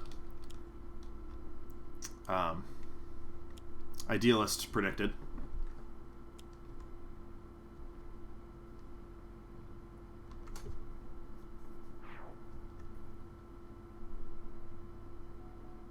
And we turn over to Chokepoint.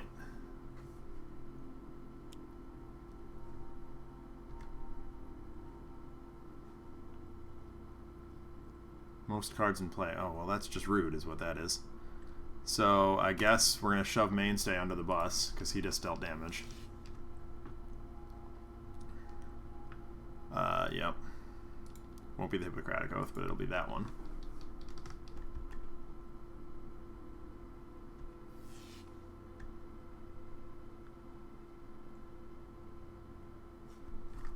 Man, oh man. Fortitude coming out. Galvanize.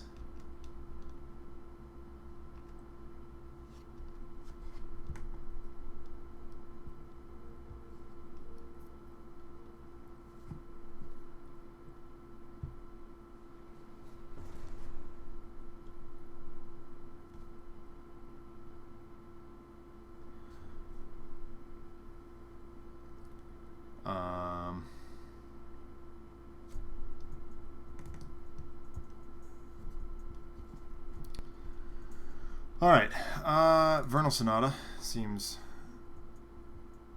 reasonable except for Argent Adept, who has nothing in the bin. Sadistic Dissonant can come out, though.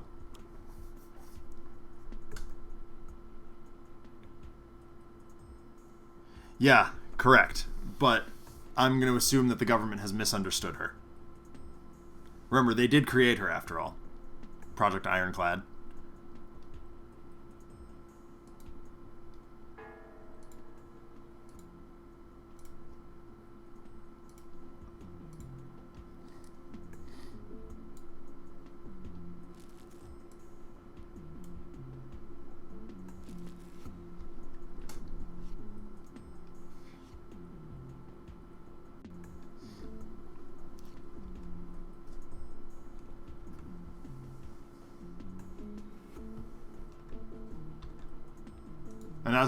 And as I'm sure you're getting from the, as I'm hoping you get from the grimness of Legacy's narration, he is not particularly happy about their call.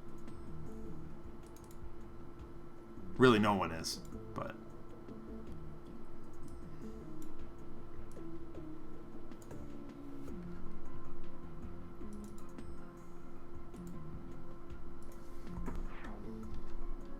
Oh, shoot.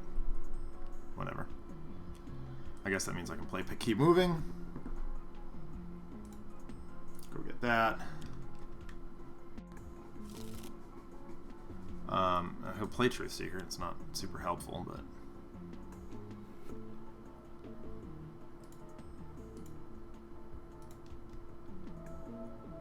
Since when has the US government ever fully understood metahumans?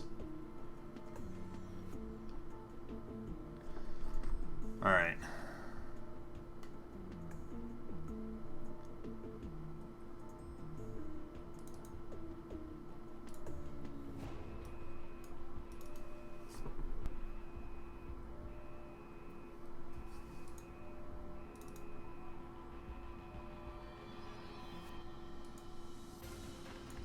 Okay, here we go. Dr. Medico makes a horrifying discovery.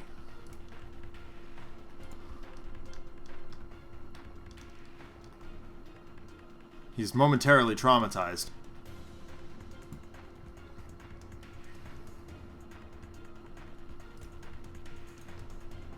by it and throws energy toward me. I feel better. But I look up, and once again, Mainstay has smashed Chokepoint.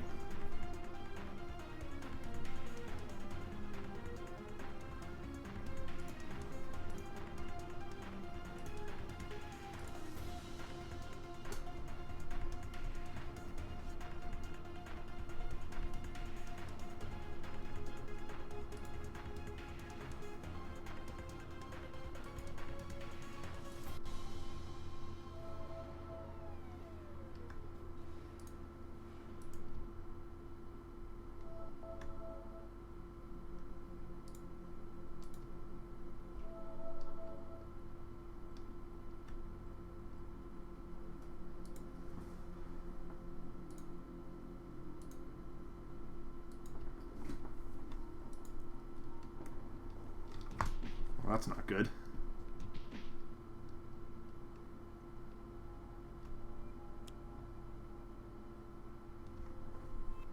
The guards seem to manage to get a handle on the inmates. And things go quiet at the block for a moment. All except for Chokepoint, who's still giving us problems. Oh gosh. And...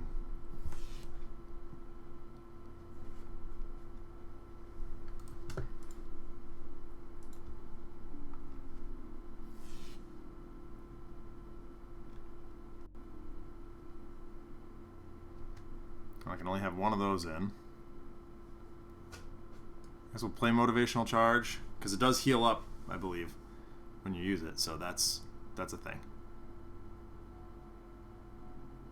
Enough of this. I'm ending it. What's a little damage if it heals the team as well?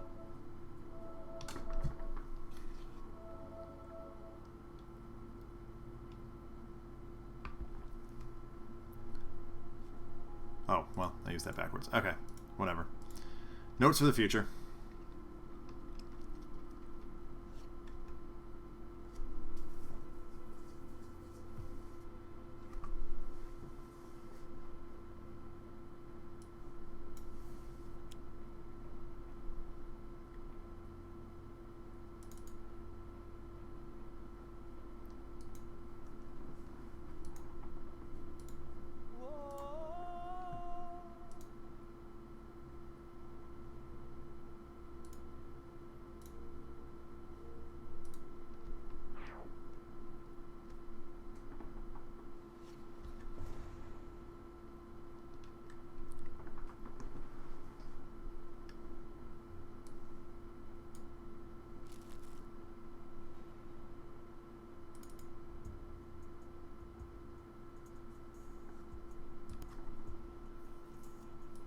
In an attempt to lock down Chokepoint, the scholar smashes her with the Philosopher's Stone. Dr. Medico shouts at him, but the scholar, as cool as a cucumber, sits back and regains some of his hit points. I can only hope that smashing her with the Philosopher's Stone will waylay her from dealing damage. It's damage prevention. Come on, guys. I'm really stretching it here. I really apologize. It is not, the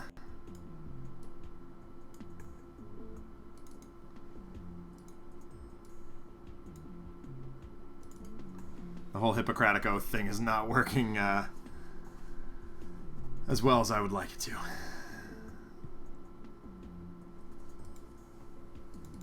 No, that's not it.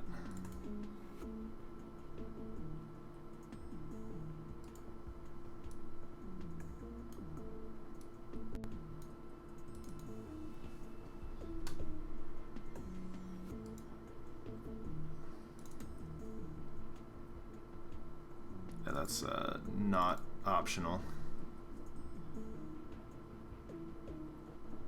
Okay. So this is going to be Dr. Medico dealing damage so we can heal up Mainstay.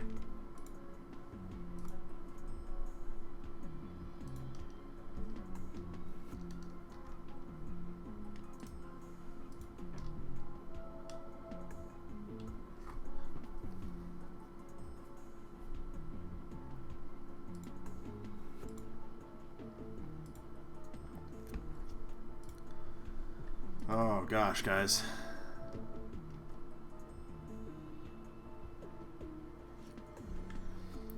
I'm gonna go out on a limb and say this strategy doesn't work so well. Bold prediction, right?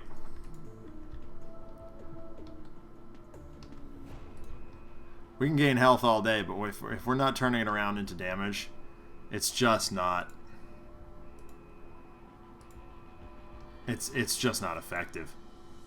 Like, gosh, this is... I mean, it's cool for storytelling, but it's just not exciting for... in any way. The Baron Blade fight was kind of exciting because at least, like... at least a lot of stuff was going on, whereas Chokepoint, it's like there's not enough frequency in the plays.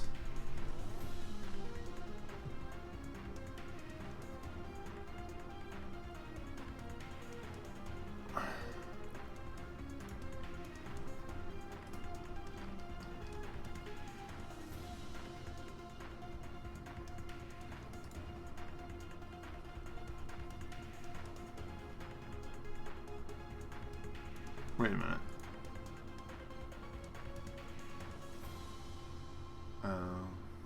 Alright. Well, that's just annoying is what that is. Oh, right. Huh.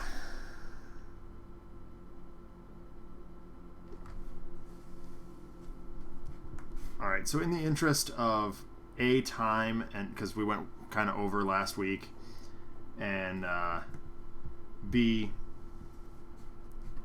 I'm getting sick of this. Jeremy is vindicated. Yeah. In the interest of the fact that I'm just kind of getting sick of this, and I want to deal damage, my inner Jeremy is showing through. I'm just gonna read the ending here, and then we'll go ahead and try and just smash Chokepoint as hard as possible. Well, Dad, I guess it's time for me to call it. Apparently the MUSH initiative, there's an editor's note here referencing a previous issue of Justice Comics, which when we looked it up established that MUSH was an acronym for Mobile Unified Superhuman Hospital, wasn't as successful as they hoped it would be.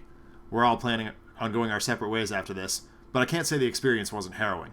It's a miracle anyone comes out of these conflicts with their lives intact, and I think I have a better understanding into the mindset of an armed forces hospital. We're going to have to change up the collateral damage policies back at the Freedom 5. My best to your unit and Mom. My best to your unit and to Mom when you finally meet her. Can I say that? This time travel stuff still weirds me out. Your loving son, Legacy. P.S. Now I'm going to end Chokepoint. Put her back in her cell where she belongs. Alright, we're going ham. Enough of this madness.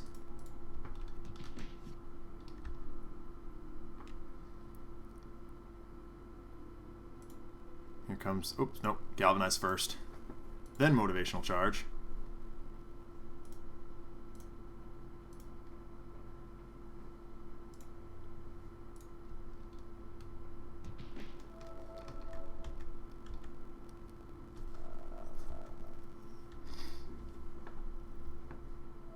Yeah, I really wish that that strategy had been more successful, but I'm sorry. I can only prevent myself from dealing damage for so long.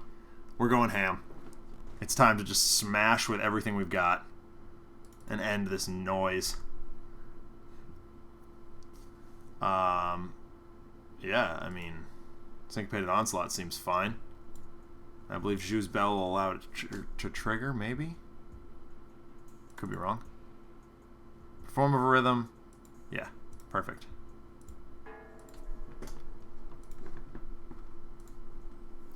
Select up to 2 targets. Well, the Scholar's going to be dealing some damage. And I would say that we will let Mainstay deal some damage too, because he's good at that. Although Idealist is as well. That's alright. Maybe we'll get her next turn. It's fine, it's fine. Now we'll go ahead and do this. Boom! Sound damage. Obviously this team is very capable.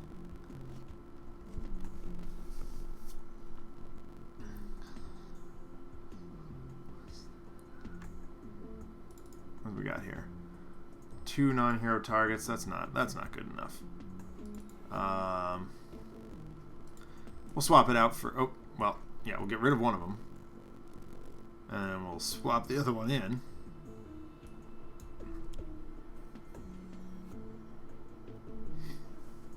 Or, you know, just put the other one in.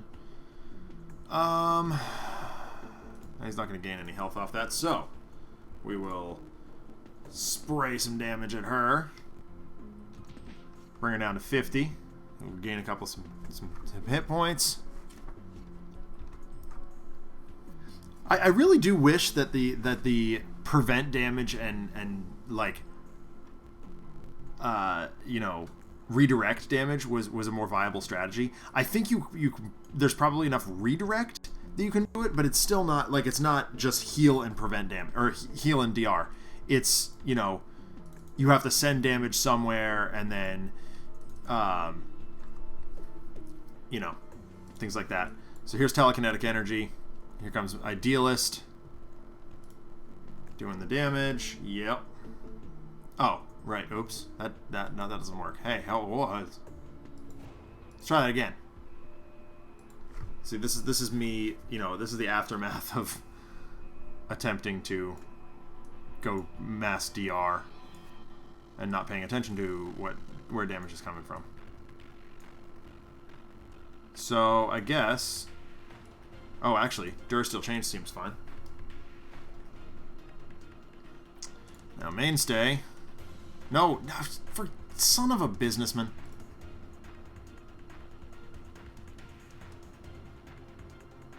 Oh, right. Oops. Huh. When Chokepoint woke up, her skeleton was missing and Dr. Medico was never heard from again.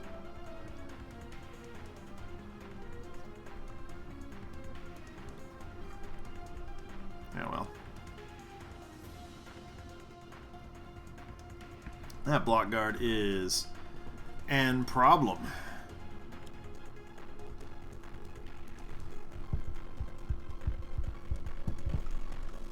Oh, yeah?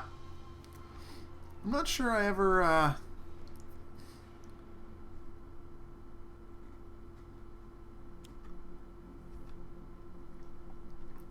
don't remember how I unlock some. Most of the variants I don't even remember unlocking. I'll be honest. Alright. Flying Smash or Back Fist Strike? I'm thinking Back Fist Strike. Damage.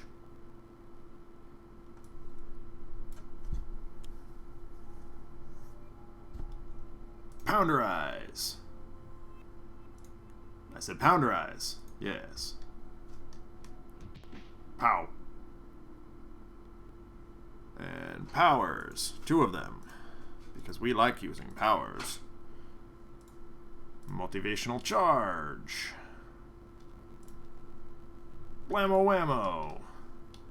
You know, or Plink, I guess.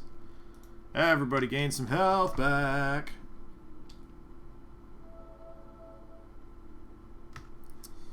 Yep, that'll happen. Pow! Blat. Idealist will gain health back. Slow.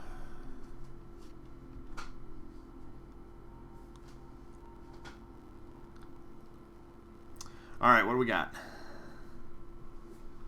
I'm liking Juice Bell, but I'm thinking the Sonata might not be the worst.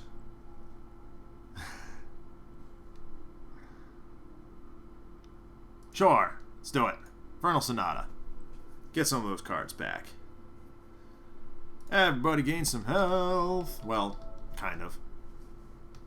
But Scholar will, and that'll cause him to deal some damage, which we like to see. Or at least, you know, post-plot Zach likes to see.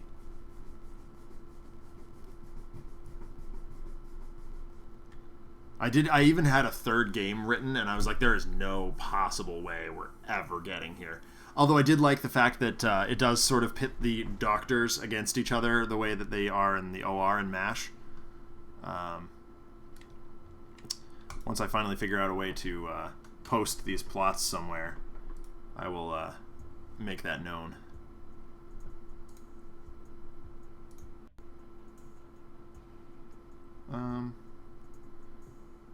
Transmutive seems fine, especially considering we're okay. Oh, right. Team communication, right? Draw more cards.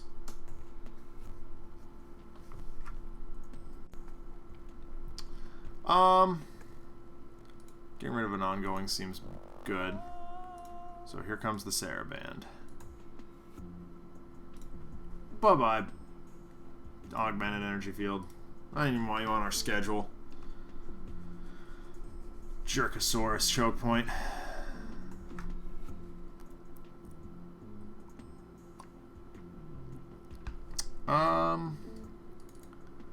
Proverbs and Axioms. Yeah. No, I like... Oh, right. Gotta discard cards first. Well, we've already got... Stop this, Matt. Okay. That goes away. And that'll go away. Trust me here. Play Proverbs and Axioms. Oh, sound, you foolish nonsense. I'm not fixing it. I don't care. Stupid. Beasting. Alright. Yep. It's fine. Everything is fine.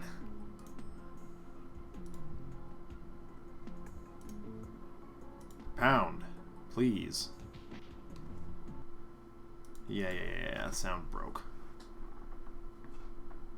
I didn't see that Steam had to update today, so that was weird, but whatever. It is what it is, I suppose.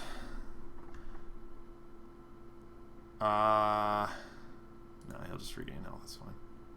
Oh, he's already at full. Whatever. Yeah, you are definitely going to do that, because you may now heal for better living. And then smash out Chokepoint for 3. And then,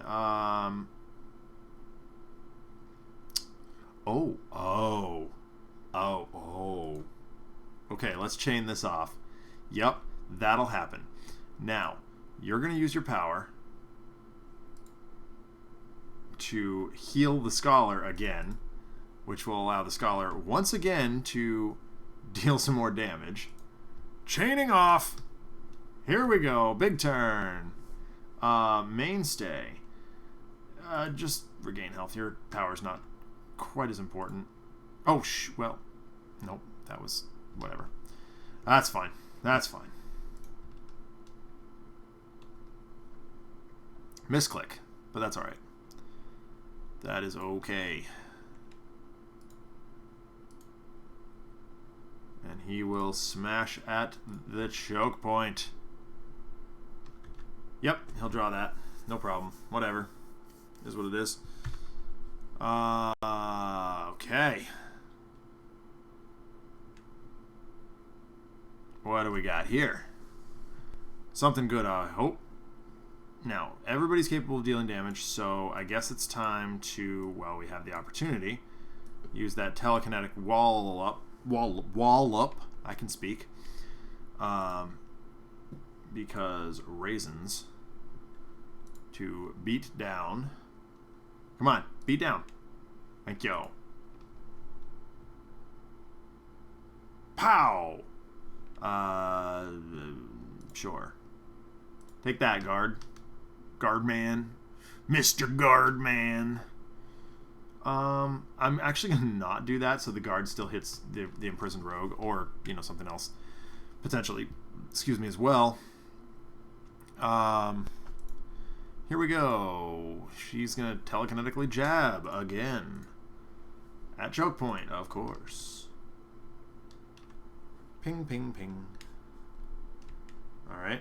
It's fine. It's fine. It's good.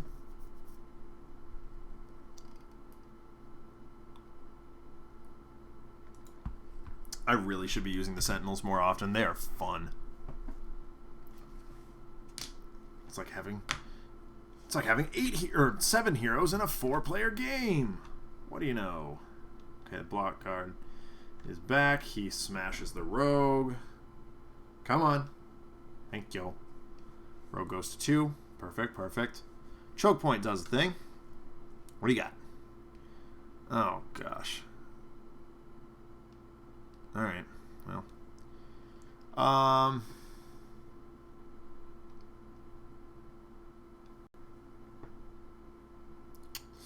I guess I'd rather do this. It just gives me the most opportunity to remove it. I'm definitely letting my inner Jeremy fly here.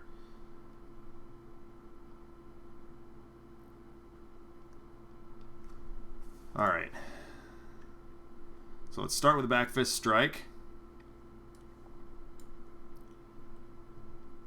For some damage. Yup. Then we will galvanize, as per usual. I think the turn's pretty much the same here. Just anything and everything that can deal damage. I'm just trying 86 choke point on this turn. Everybody's going to gain some health back. Scholar's going to get a shot in. Seems like a good decision. Get there, Scholar. I said get there, Scholar. Thank you. 5 more like that and we're all set. Or 4 more. Alrighty. Yep. Lead from the front. Don't care. Did care. Don't care. Alright. He thinks I need to start drinking the soda a little bit earlier. Get some of my energy up. Before the stream instead of, 8 minutes over time. None of these are super relevant, so we're just going to play another instrument. Just seems good. What's one that heal? It's Rhapsody of Vigor? Yeah. So that's a melody, so it's perform text on a melody card. Not helpful. 2 different melody cards. There's nothing to destroy, so I'm just going to go ahead and Rhapsody again. And we'll go with Scholar, who will then deal 3 damage, or 2 damage, sorry. Dr. Medico for sure. We like having him around. Legacy, why not? I think we're good now. I suppose I could have healed up the imprisoned rogue. Wouldn't hurt. Just one more thing for the block guard to deal with. Keep him distracted while we handle the real problem. Bye-bye. Fleshed Iron would have been better in other situations, but oh, right. These are all fairly offensive cards.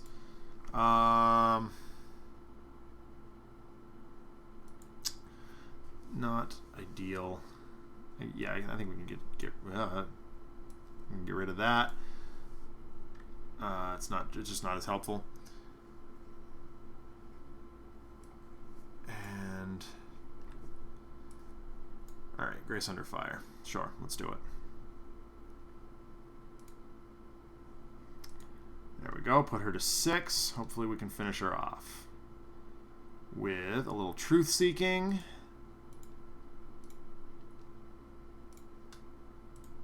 Puts her to 3. Hopefully the Sentinels can end this here. Having energy is overrated. I agree. I think that's why I don't have it when I sit down to do these things. Alright, come on. I guess Dark Delusions can do it.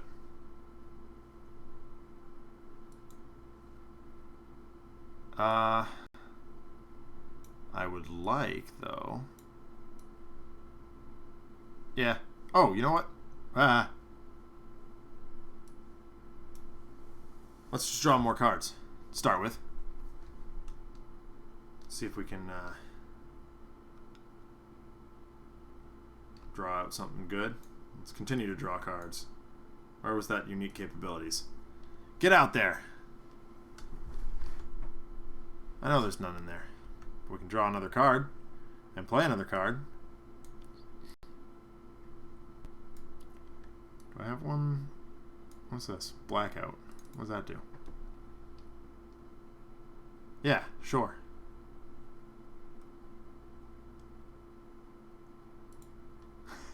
Wait, can I get Chokepoint to kill herself? Let's see if I can do this. That'd be pretty good.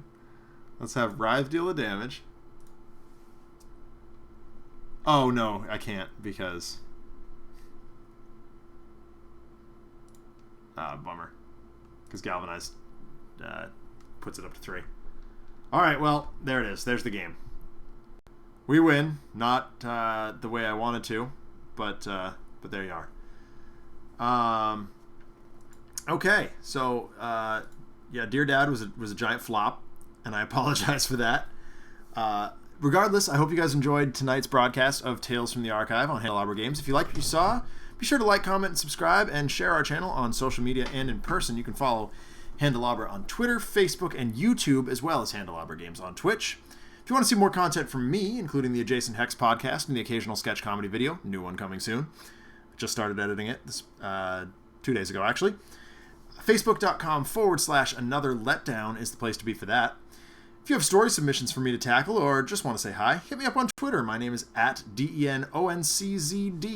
I also do live streams of other video games from time to time on my team's Twitch channel, twitch.tv/Another Letdown. Sentinels: The Multiverse, of course, is always available on iOS, Android, and PC, Mac, and Linux via Steam, and as always, in good old-fashioned cardboard and ink. You can get the game and more information at sentinelsdigital.com. As always, thank you very much for tuning in, bearing with me for these past 2+ hours. Have a wonderful week, and I will talk to you 1 week from today.